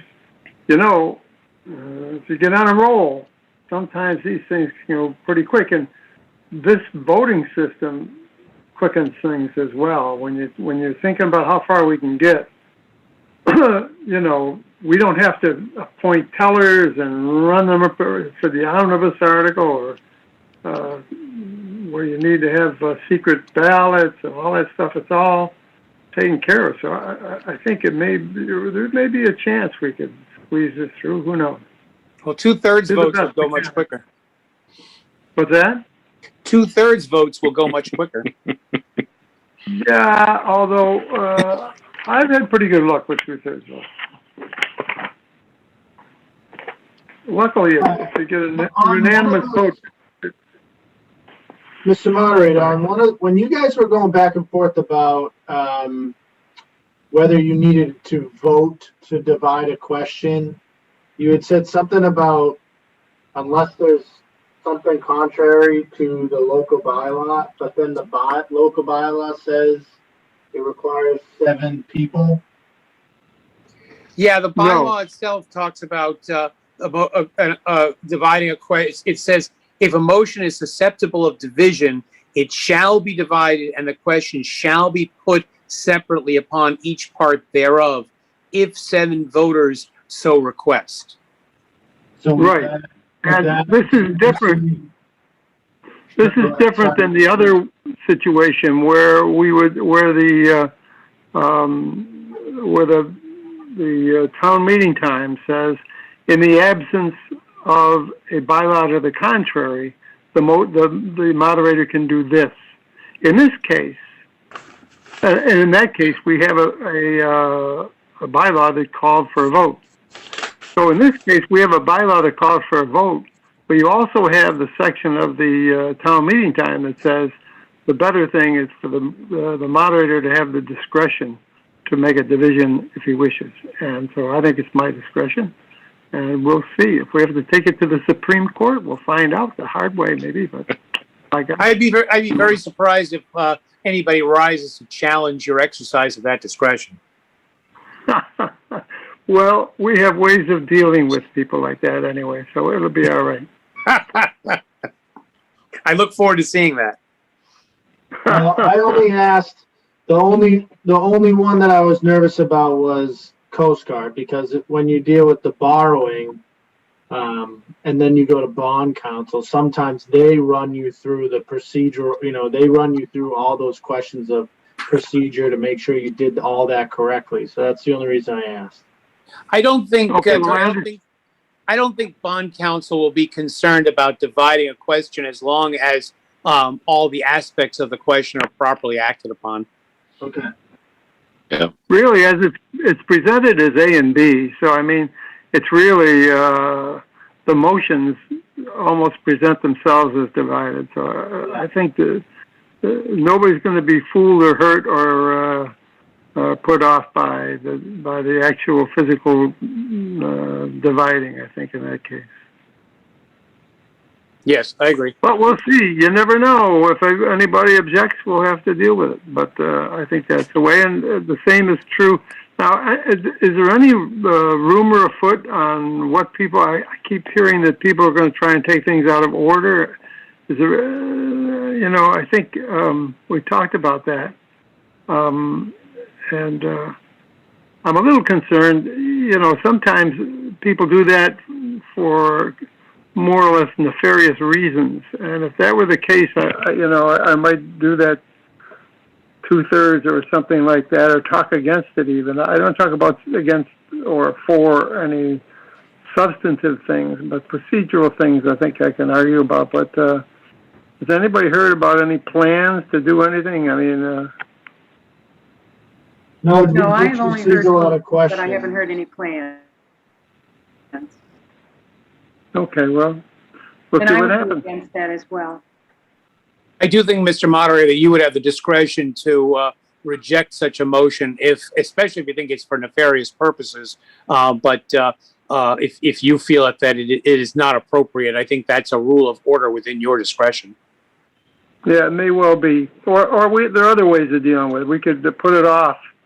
Yep. So one of the things I'm thinking about, for example, if everybody that wants the direction on particular article to go one way, makes a deal and they all show up at the very beginning of meeting before everybody else is in and comfortable and stuff, and then they try to say, we want that one to go now. That might not be really the best way to handle it from the standpoint of getting people to be able to vote. I think we want to be fair to everybody.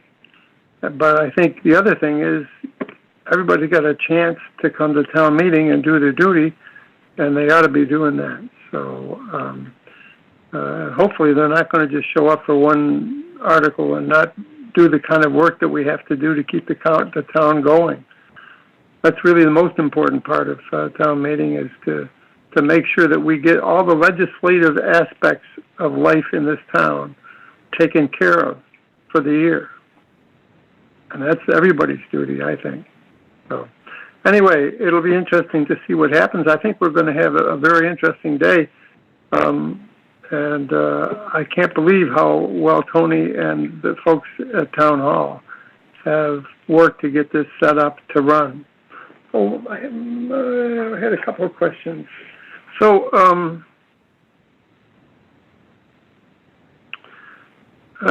there are going to be a few. So the Girl Scouts, 3 Girl Scouts, are going to lead us in the Pledge of Allegiance,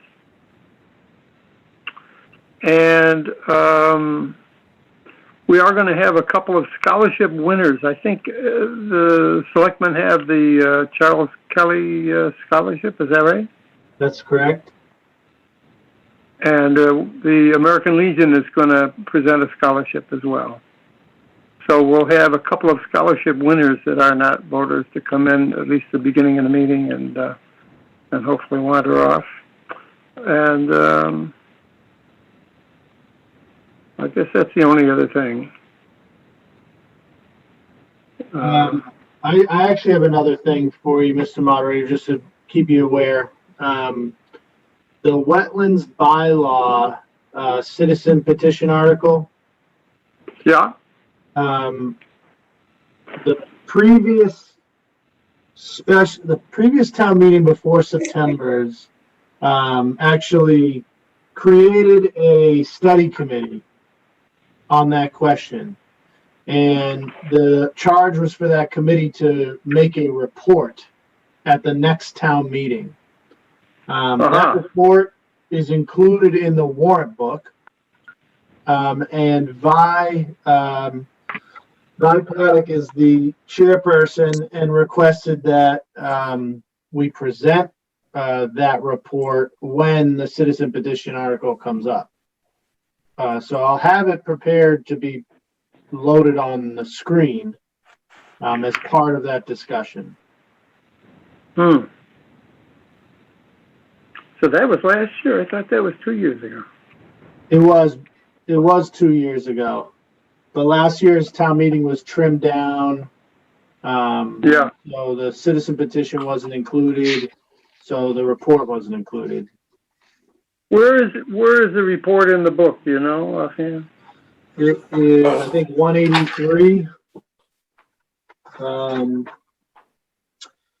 Appendix 10, page 114. Oh, there we go. Okay. I was back further. I don't think Vi is planning to go through the entire report. It's pretty lengthy, but sort of maybe a summary was my take, Tony. Yep. I just wanted to make sure the moderator knew about that. That's good. I'm glad you brought that to my attention. I'm sure that Vi will give a summary of this because it's a bit long. Although I'm sure it's excellent. Okay, well, that's a good heads up. Thank you, Tony. You're welcome.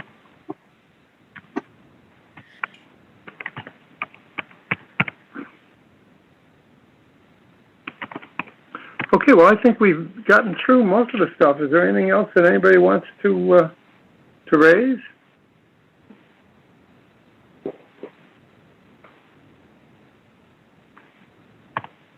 Bob, were you, Vanderslice, did you want to raise? Oh, yeah. Yeah, so this is new information regarding Article 22. And courtesy and thanks to Jeff Lewis, who prepared, I'm going to share my screen if I can. Bob, do you have all three spreadsheets?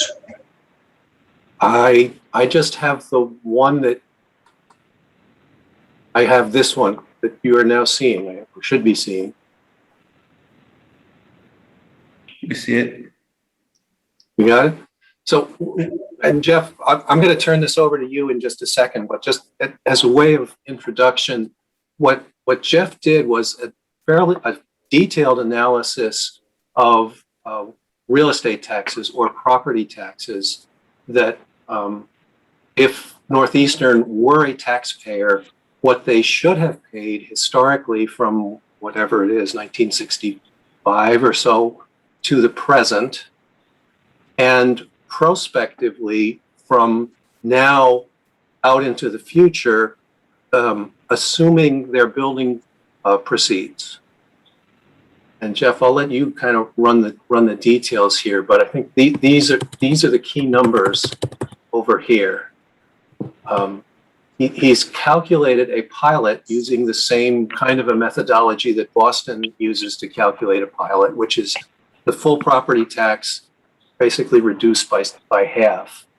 And you end up with that 670 number is what they would owe for a pilot retroactively to 65-ish. And the 13 is, or the 13 and a half is the projection going forward. Those are both present value numbers. If you do it with raw dollars, it's 35. Jeff, I'll kind of throw this over to you. If you tell me what you want me to show. Well, let's start with tab 1, the first. The whole purpose of this, if everybody can remember back to the last FinCom meeting, we took a vote, we ended up in a tie, and I went away and I guess I was just very uncomfortable with understanding the numbers. The numbers are being thrown around left and right, and I was trying to get a sniff test, if you will, to make me feel comfortable. And this is just my attempt to try to get comfortable with it. This first tab, thanks to my guardian angel, Allison Nieto, she directed me to the Division of Local Services, where I could get some property information. It goes back not all the way, but a good portion of the way back. I also went to our GIS maps off the town website, and I got the Patriot Properties assessed property values. So from these two sources, I was able to determine tax rates going back to the inception, and I could apply them to Northeastern University's assessed value from the Patriot property records. And I went back to 1964 town meeting, and the transcript had the speaker mentioned that the feds had the property assessed at $60,000 when the initial vote for East Point came up. So I built a spreadsheet basically to see, well, what does that translate into dollars going forward? And that's what this does. So if you scroll down to the bottom. Well, that's too far. Yeah. Let me do it a different way. Better this way. If you look at the numbers, basically, you see 1,341,260. That is the cumulative. If Northeastern was like the rest of us, and they got a property tax bill, it would have generated, I can't call it tax revenue but it's opportunity cost, isn't it? we didn't get this revenue. The only takeaway from this that's worth anything is if they were a taxpayer, they would have paid about, 1.3 million. And if they were to pay a pilot, then a reasonable number, if you eliminate half of it as public schools, it'd be $670,000. And the only thing I could compare it to was at some point over the course of time, I had heard that they were contributing $25,000 a year toward the Johnson School. I said, well, that's great. Well, I wonder how long that was. And at another point, I heard somebody say, well, that's for the last 10 to 12 years. So what I can compare is, all right, if they gave us $25,000, that's somewhere between $250,000 and $300,000 contributed to the Johnson School. But if I compare it against if they were a taxpayer, it's okay. It's whatever that comes down to, 20%, 17%. It's short of the tax number and it's short of a pilot number. So it just, it basically says that they could have contributed more. Then I got the idea, you could move to the next one. We had, if you remember going back to last year, Bob did a great analysis, which I still like to this day, of what it would cost moving forward on this project. And we went conservative and brought in, I think it was RKG. Yep. And they pretty much took Bob's numbers, confirmed it, and said, yeah, this is a valid number. And I said, well, let me look at it doing a different methodology. So can I extrapolate using what I've learned for the next 40 years?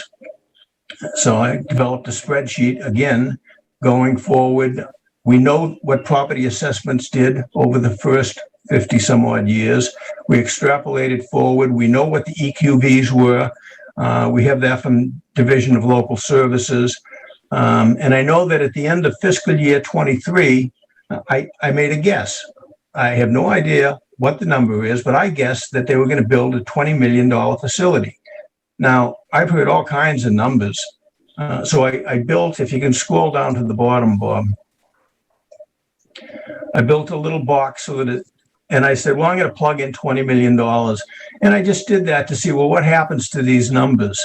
If you see 71, if you plugged in 30 million or 100 million or whatever, that would tell you what the actual, what impact would that be going forward. And you can do all kinds of crazy things with this, but again, the takeaway from this is I'm comfortable that the RKG numbers are correct because this comes in with higher numbers. And if RKG's numbers were higher than a tax projection, then I'd be uncomfortable, but they weren't. And so then I wanted to find out, well, what about that $6 million number that I've heard in services over the next 40 years? So I did tab number 3, and I just built present value and future value. And I used an internal rate of return, Prop 2.5. That's what governs our day-to-day. And everything goes over to the summary. It basically says that I'm comfortable with the numbers, and we have a numbers problem here. This project is going to cost the town a lot of money. And Bob put together a spreadsheet, which we don't have here. But it basically, Bob, can you chip in? What were the numbers? The low number was, what was it? $28 million was the high number. And this is the one that you did based off of the budget. You did it per capita. Yeah. Give me a second. I'll look it up, but in the meantime, the low is 28. Yeah. I don't remember what the high was. The numbers compare. $28 million. So I asked myself a question. I went to this year's budget. That's the third spreadsheet. And I said, how realistic are these numbers? I'm having difficulty grasping what does that mean. So if this project goes through, is it unrealistic for me to assume that it's going to put pressure on Tony to have to go out and hire another cop, a member of the police force? Or do we have to hire another EMT or somebody on the fire department? So I sat back and I took the average amount that we pay a firefighter and the average that we pay a policeman, and I took, that's all in the annual report, the average for somebody that works for the DPW. In over 40 years, it comes to $10 million per FTE. So if this project forces the town to increase its FTEs by 3 employees over the next 40 years, it's going to generate $30 million in costs. Now, to me, I don't think it's unrealistic that putting up whatever this thing is, it's going to add costs, and the $6 million isn't going to cut it. It doesn't even pay. It pays 60% of what it's going to cost if this costs us 1 additional employee for the town. That's realistic in my head.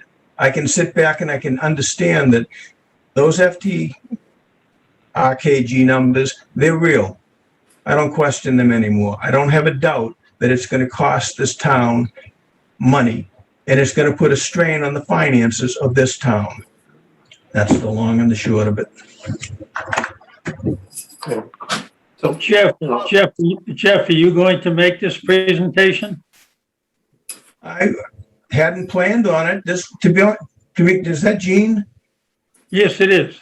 Gene, my only reason is I voted at the end of the last meeting to basically call it an even vote.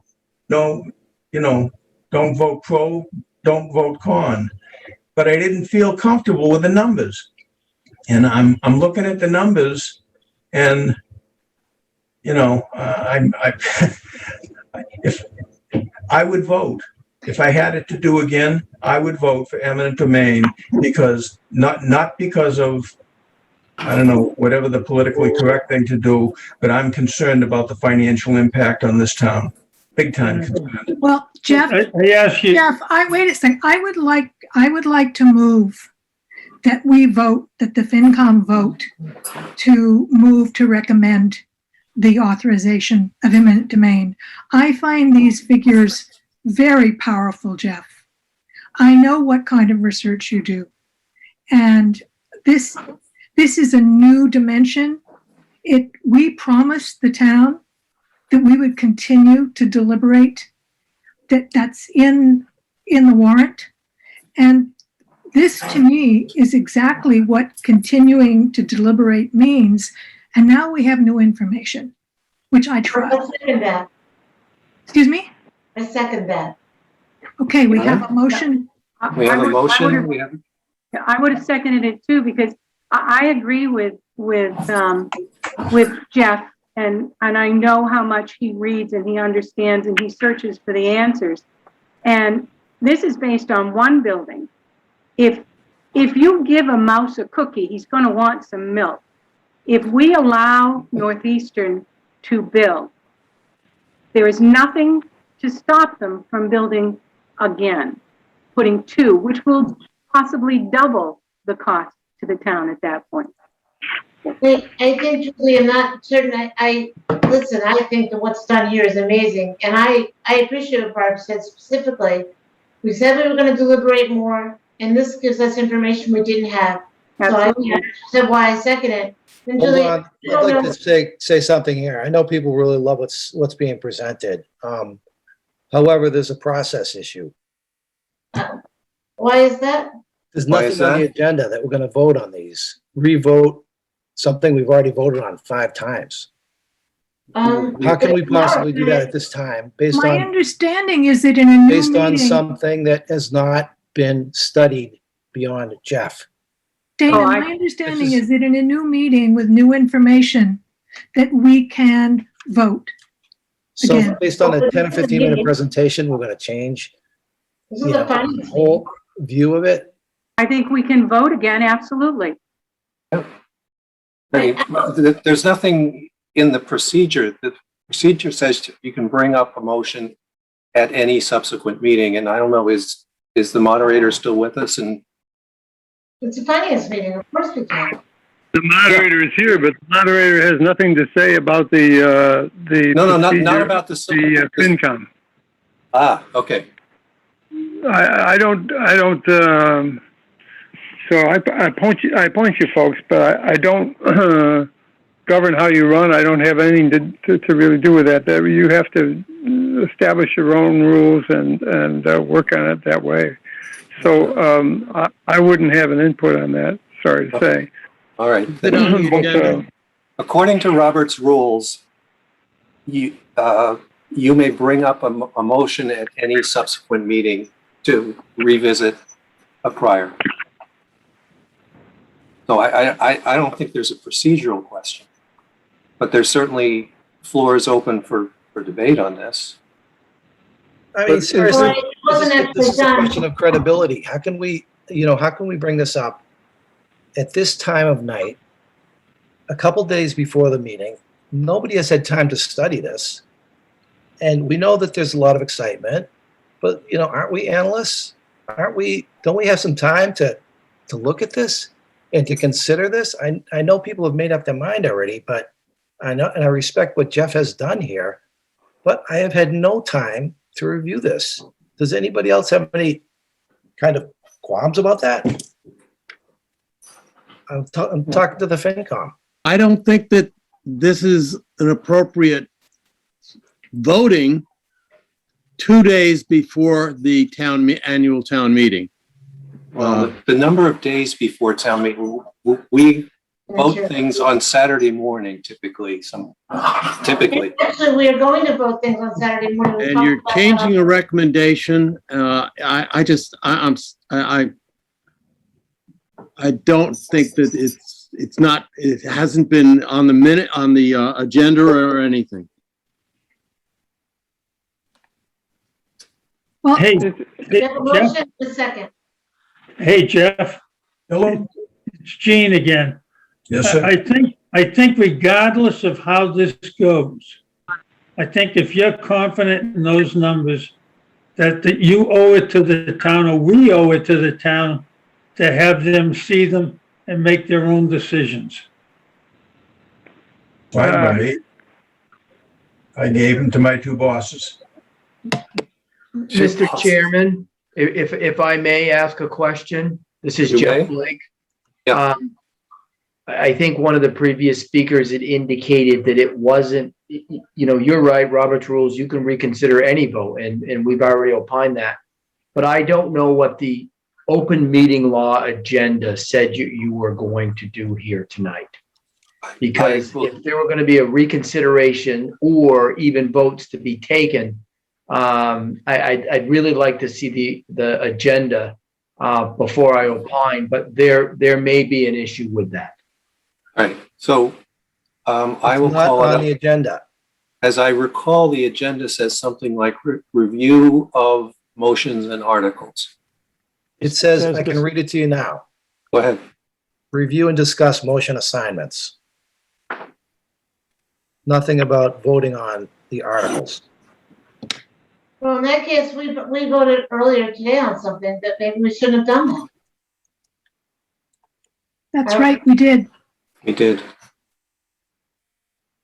So, we do it one way or the other. The discussion regarding this joint meeting tonight, the agenda actually says discussion with advisory and finance committee and town moderator regarding town meeting warrant articles. That's for the 7 o'clock meeting. But is that the agenda for the Board of Selectmen, or is that the agenda for the Finance Committee? a joint meeting agenda, so it would apply to all of them. It's posted for both boards. Right. Yeah. Posted May 10th. Yeah, so I don't recall, I'm not gonna, I guess I don't really remember enough to say whether there's been these joint things have also been considered to be a meeting of the individual groups. I think probably the selectmen have made things change at these kinds of meetings in the past. So maybe it's okay to do FinCom votes as well. But at any rate, you're going to meet again on Saturday morning, yes? Yeah, I was going to suggest where I think you're going. So I think we've kind of done what we indicated we were going to do to the town tonight, and so I don't know. That would be my preference if you did the voting on it Saturday rather than tonight. But I can't say that you can't do it, and I don't think town council are of that view either. So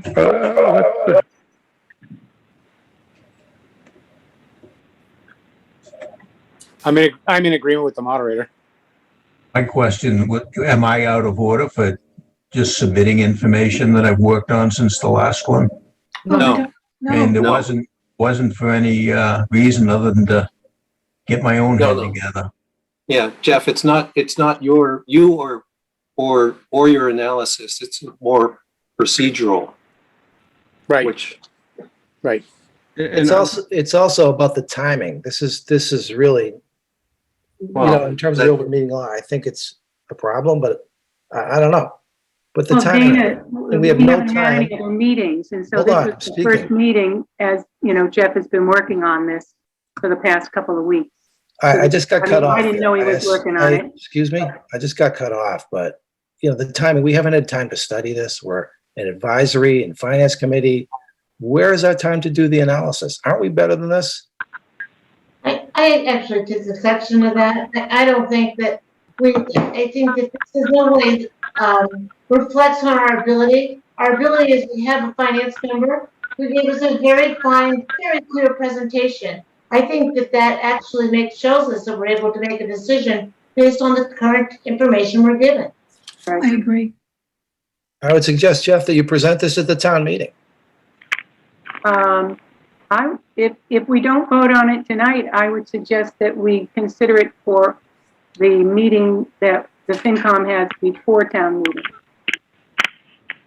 I would, Julie, I agree with you as well. If we don't vote it tonight, we should definitely consider and vote it on Saturday. Yeah. Well, let's ask about that then, Bob. The meeting is Saturday, of course, is 2 days away. What is it? Our agenda say on the Saturday meeting? I don't know whether you've noticed, Dana, but my public speaking skills aren't up to snuff. So as far as presenting it at town meeting, I would probably stammer my way through it. Jeff, I'm sure you do great, but and I really appreciate the hard work you put into this, and I'm not discounting that. I'm just saying that, the timing of this, it's like the rest of the committee hasn't had time to review it or even read it. Could I ask another question? And that simply is this any different than what you've been discussing for the last couple of months based on Bob Vanderslice's findings? To me, I think I call it sniff test. I was trying to verify RKG's numbers. I was trying to verify whether or not $25,000 a year contribution to the school was did I miss something? That's viable. That's a lot of money. That's 250 to 300,000. I had nothing to compare that to. So what I did was I put together a schedule for the sole purpose of I have to have something to compare it to, which is what I did. And going forward, I had doubts about RKG's analysis.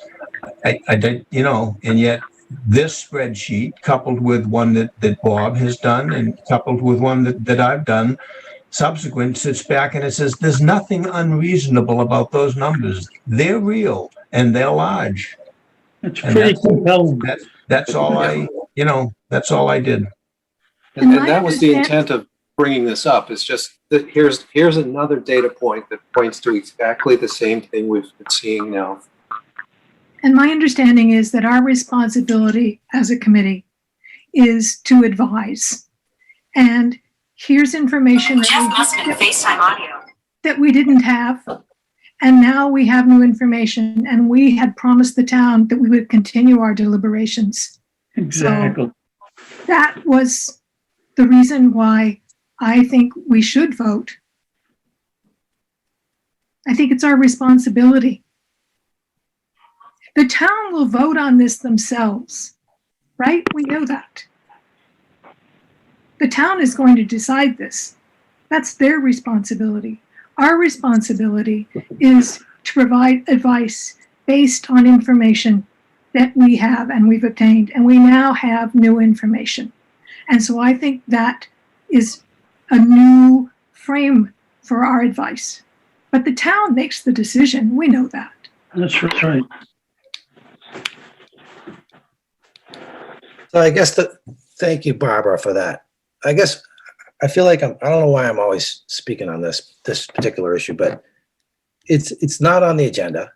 So we might have an open meeting law problem.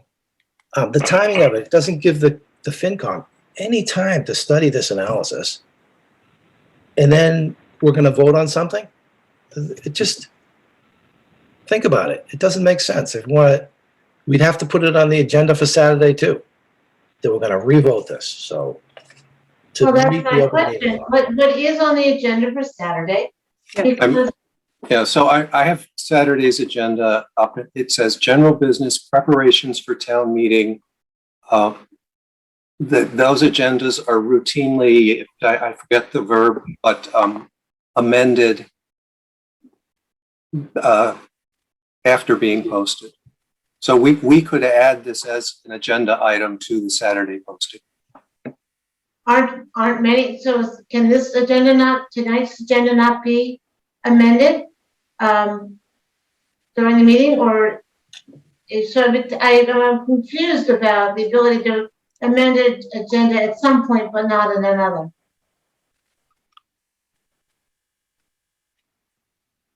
And at those Saturday morning meetings previously, we have voted, we have, revoted items when we've gotten new figures and we've had to revote them the morning of. So Yeah, I don't see why it's any different today. Well, yeah, we do this routinely. Right. Don't we have to give notice? You can't On our amend agenda? tonight's notice. And we heard Jeff Blake, we heard the moderator. So what else more do we need to hear? Yeah, so why don't we do this? We have a motion, and it's been seconded. It's actually been seconded twice. Let's vote it tonight. Dana, if you wish, you can certainly bring it up again on Saturday. And we'll work it that way. That sounds like a good plan. I think we really have a problem with open meeting. If we want to vote it again, let's go for Saturday and rule this as, lay it on the table, whatever the motion is. Well, I would prefer to have And us Bob? vote tonight, and then we could vote again, Dana, if you wanted to on Saturday. It's not on the agenda though, Barbara. It's all. Make sure you put, Go ahead. Bob, make sure you put it on the agenda for Saturday. I am going to put it on the agenda for Saturday. Yes, absolutely. I don't understand that. The agenda for Saturday has already been posted. You could amend it tomorrow. That's the verb I was looking for. Thank you. So would that be an amendment to re-vote it? Are we voting it tonight as well? I don't, well, there is a motion on the floor. The motion has been seconded. My recommendation would be, again, let's vote it tonight. We'll put it on the agenda for Saturday. And if we want to revisit it on Saturday, we can revisit it on Saturday. I'd like to make a sub motion to suspend this until Saturday. So my thought as a co-chair of the committee is that I appreciate the work that Jeff did, and it probably could have and should have been shared sooner. But I don't think it tremendously changes in as profound a way as what what some are attempting to do tonight does. I think the general financial picture of the East Point impact in terms of Northeastern's inequitable treatment of the town in the past, and if things don't change going into the future, those are to me, that's already been established. So what Jeff did is he at least in his own mind and with his own rigorous objective way came to that conclusion that would allow him to vote in a different way. This spreadsheet was for me. Right. So I get that, but I'm afraid that if we, I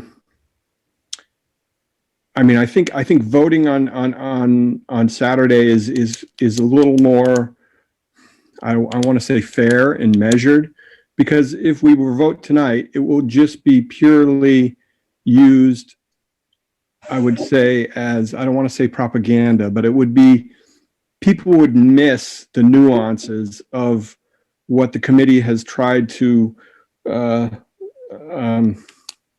of mull over in the past. And it would just be, there'd just be these massive headlines. FinCom votes for eminent domain. And then that would be used to kind of push the vote.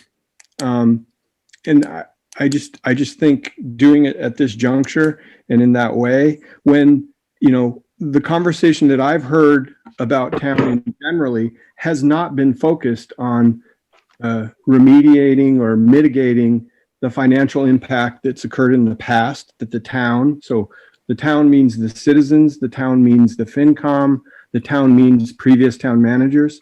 So those people all of us haven't done what was right in the past in terms of the relationship, the fair relationship of the town and Northeastern. So we can't really, Jeff's spreadsheet looks back and puts a number on that, but the causality of why that happened, okay, so we're not gonna fight that and flesh that out.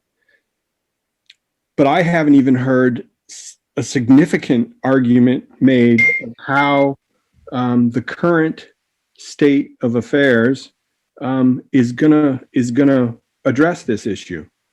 I've heard, well, let's just do the eminent domain, and then we'll figure out how to normalize and make the financial relationship fair. So that's what I've heard, and that's what I struggle with. So I think using a vote tonight to push an agenda is not necessarily the right thing to do as the committee. But if the committee decides they want to vote tonight, I would. Hey, Jen, I understand you, John. I understand what you're talking about, the optics. I understand that. Yeah, and the only thing I would add is, using the finance committee decision to push an agenda is already being done. Well, yes. By our friends up the street. They have completely misconstrued and been very vocal about it, misconstrued our previous decision. Well, I think especially as regards the folks on the committee who were in the vote your conscience camp. Oh, right. So I also see this as being very important. We're a committee, and Jeff has been thinking hard about this, doing a lot of new research, and he's come to a different position. And I feel that we should honor that. If I'm thinking about this from your perspective, Jeff, if I'd done what you've done, and if I had rethought things the way it sounds as if you may have, I would want to be able to have that vote to reflect that new thinking. I'm just saying this as if I were in your position, that's what I'd want. And so I respect that, and we work together as a committee. So I want to say this as part of, you're a member of our committee, and this is something that's important to you, and it's important to all of us. If I appreciate what you're saying, just realize that I'm what's called apolitical. I'm not saying this politically. No, I'm saying this as a person. I mean, I'm thinking about it sort of morally and personally, and about how I would think if I'd done I misspoke. I'm not taking anything personal, honestly. But I mean that as a compliment. Oh, and I do appreciate it. I really do. I just, I have no hurt feelings. Just, this was meant to get my own head in order, to wrap around a very complex issue with a lot of noise. There's a lot of, I use the term chaff that's going on. And I can't work effectively until I can understand an issue. At least in my mind now, I know I'm doing the right thing. So, but when you do the vote, whichever way that the committee votes is fine with me. I don't. But I'd like to I'll give go us along with it. an opportunity to vote based on this new research and your thinking. That's what I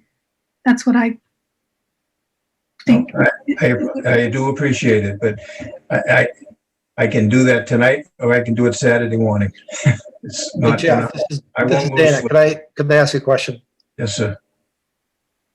Again, and I respect the work you've done here, and you're presenting this to us, but how would you feel if I put up a spreadsheet at 10 o'clock at night on Thursday and walked you through it? You hadn't seen it before. And, you're a thoughtful guy. Wouldn't you want to consider it? I mean, from an analytical standpoint, you feel comfortable with that? Dana, you're more than willing to vote in the negative or to abstain. Either one. I was actually talking to Jeff. I'm trying to get The honest answer is, this is just for me. I'm telling you that I've done this. I've got my head around the numbers, and at this stage, I'm willing to reconsider my vote. Right. And so exactly, it's good for you. And by the way, I may just, this is only for me. Right. Period. Exactly. So, I don't know how anybody else is going to vote. How are we supposed to process it? It's like, it's just kind of last.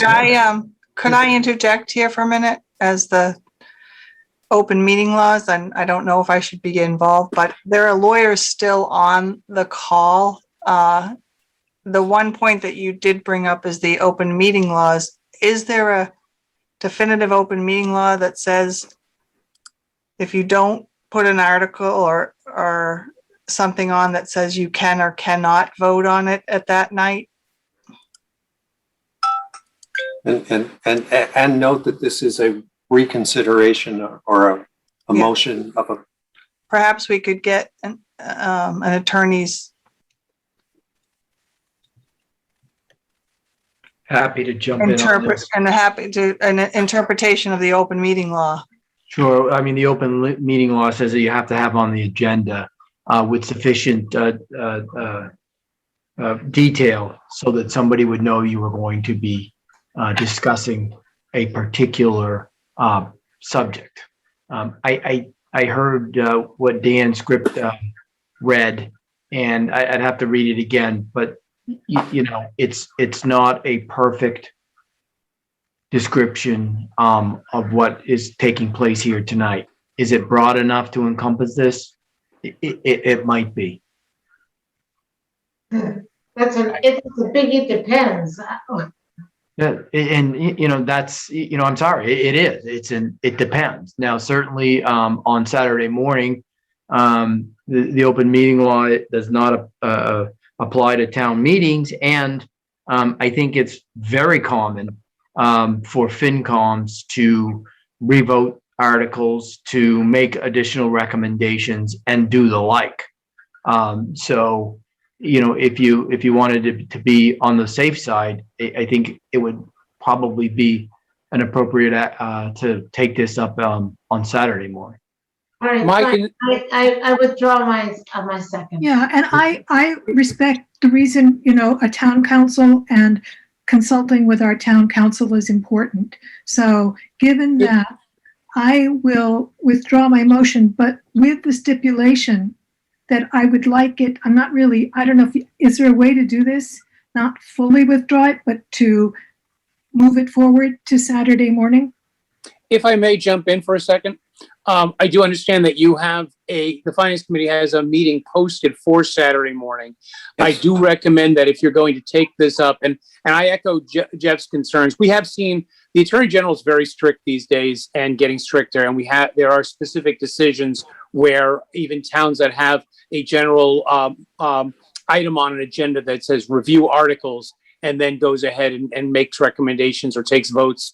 Those have come under scrutiny and have resulted in findings of open meeting law violations.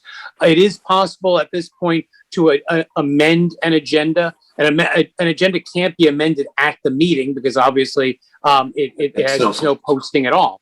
But what I would recommend is tomorrow morning, a new agenda be posted, labeled amended, post it next to the existing agenda, and include an agenda item that specifies reconsideration and vote on the article, so that it's clear that this article is being reconsidered, and just that would be posted next to the original posting, and be clear that that is an amended agenda, and that given the circumstances would likely address an open meeting law concern, and then this matter could be taken up on Saturday appropriately.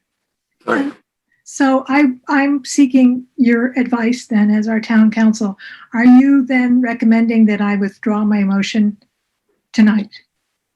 I am, because I think that the better course of action would be to post an amended agenda and have a motion made under that agenda item for Saturday morning. By having the making a motion now on a questionable agenda item, especially if no one's going to vote on it, it would not remain valid for the next meeting. You can't carry your motion into the next meeting. But I can make the motion again on Saturday. Under the amended agenda item. Right. Right. Yes. Right. Or someone else can. Well, yes. I appreciate and respect your advice. And so I want to follow what the open meeting laws are critical, and it's central to us, to the town, to the whole, to democracy. So I will now withdraw my motion. All right, and we will proceed. We will proceed. I will get an amended agenda, Diane, to you first thing tomorrow morning. Okay. And I will post it as amended. Yep. And we will take this up again on Saturday. This is actually not the only one. I think we need to revisit Article 30, which is the marijuana zoning bylaw article as well. Okay. That was the one where we had no recommendation pending the planning board, and we now have the planning board, so we should revisit this one. Right. Jeff and or Mark, do we have to specifically call them out by article number, or can we say review and revote articles as necessary or something like that? The recommendation, unfortunately, is to call out specific ones if they're being taken up. Obviously, you're going to take up all of them, you could state that, but it is surprising how specific the Attorney General has become on these issues. Right. So certainly 22 and 30. So Are there one other other- thing, Are there any others that I missed before? I want to also As I add said- that Dana and Hold on. John and DeWitt, I respect your views. I mean, we work together as a committee.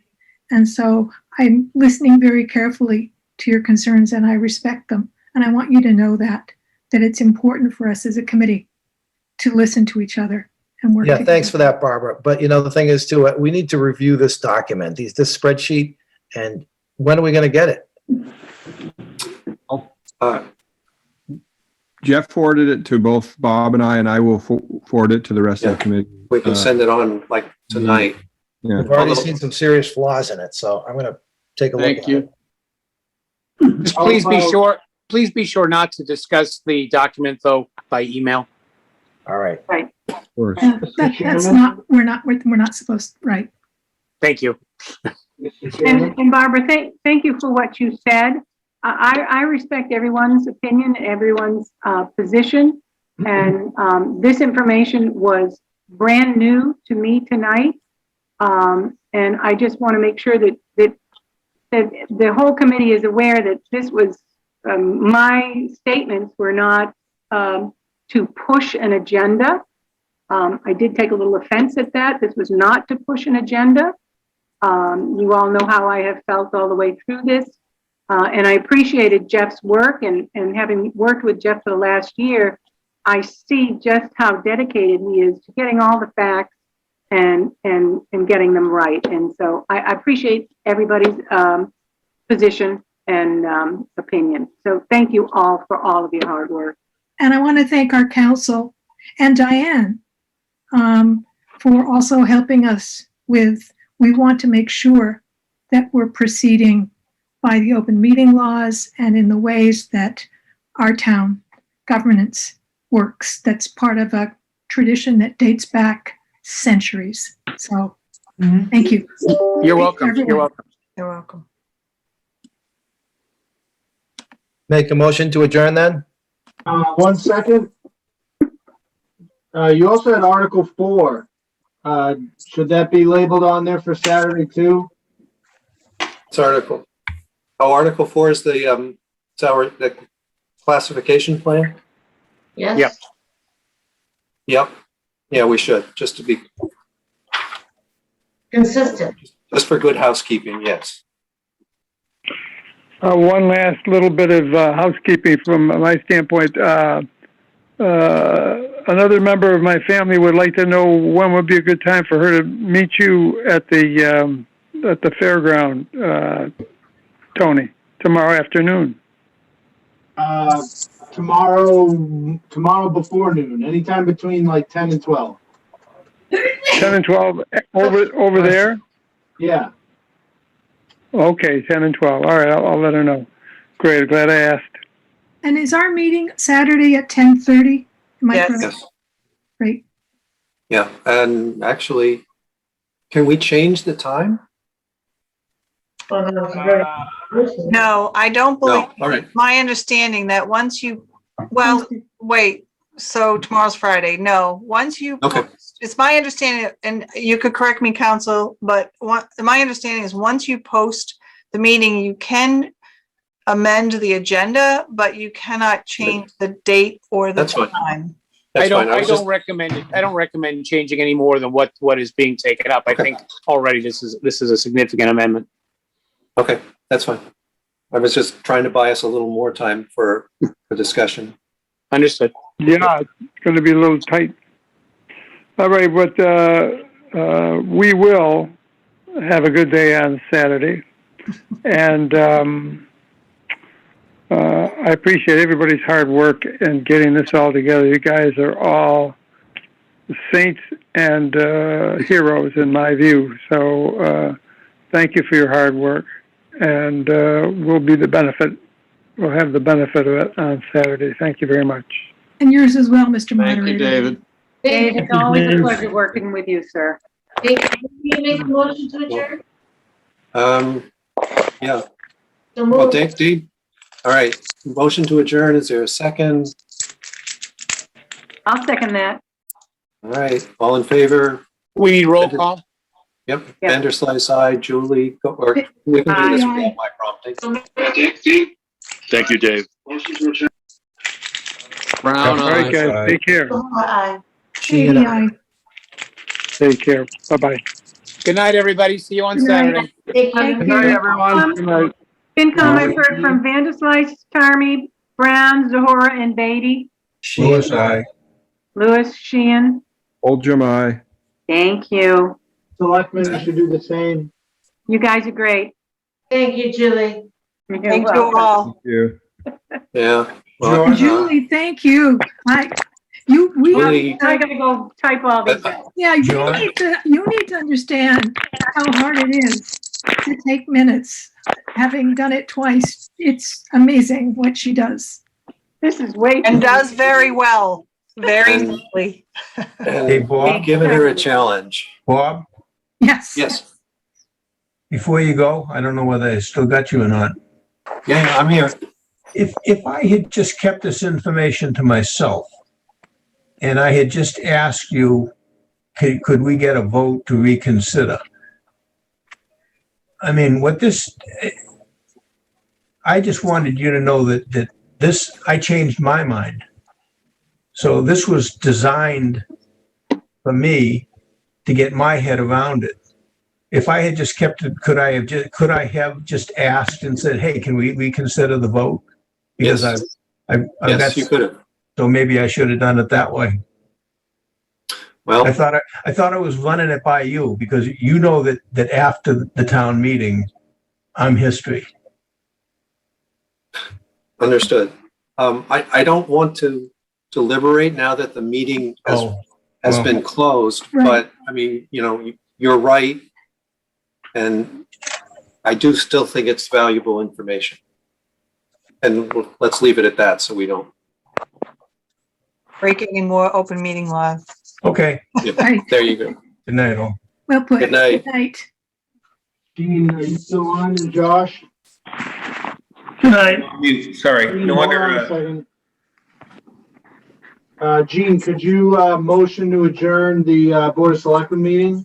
Yeah, I was waiting for that. I make a motion to adjourn. seconded. All in favor? Good night. Josh Antrim, aye. Gene Canty, aye. Okay. I'm gonna hang up now. Okay, good night, everyone. Thank you. Aye. I can't hang up. How come I can't hang up?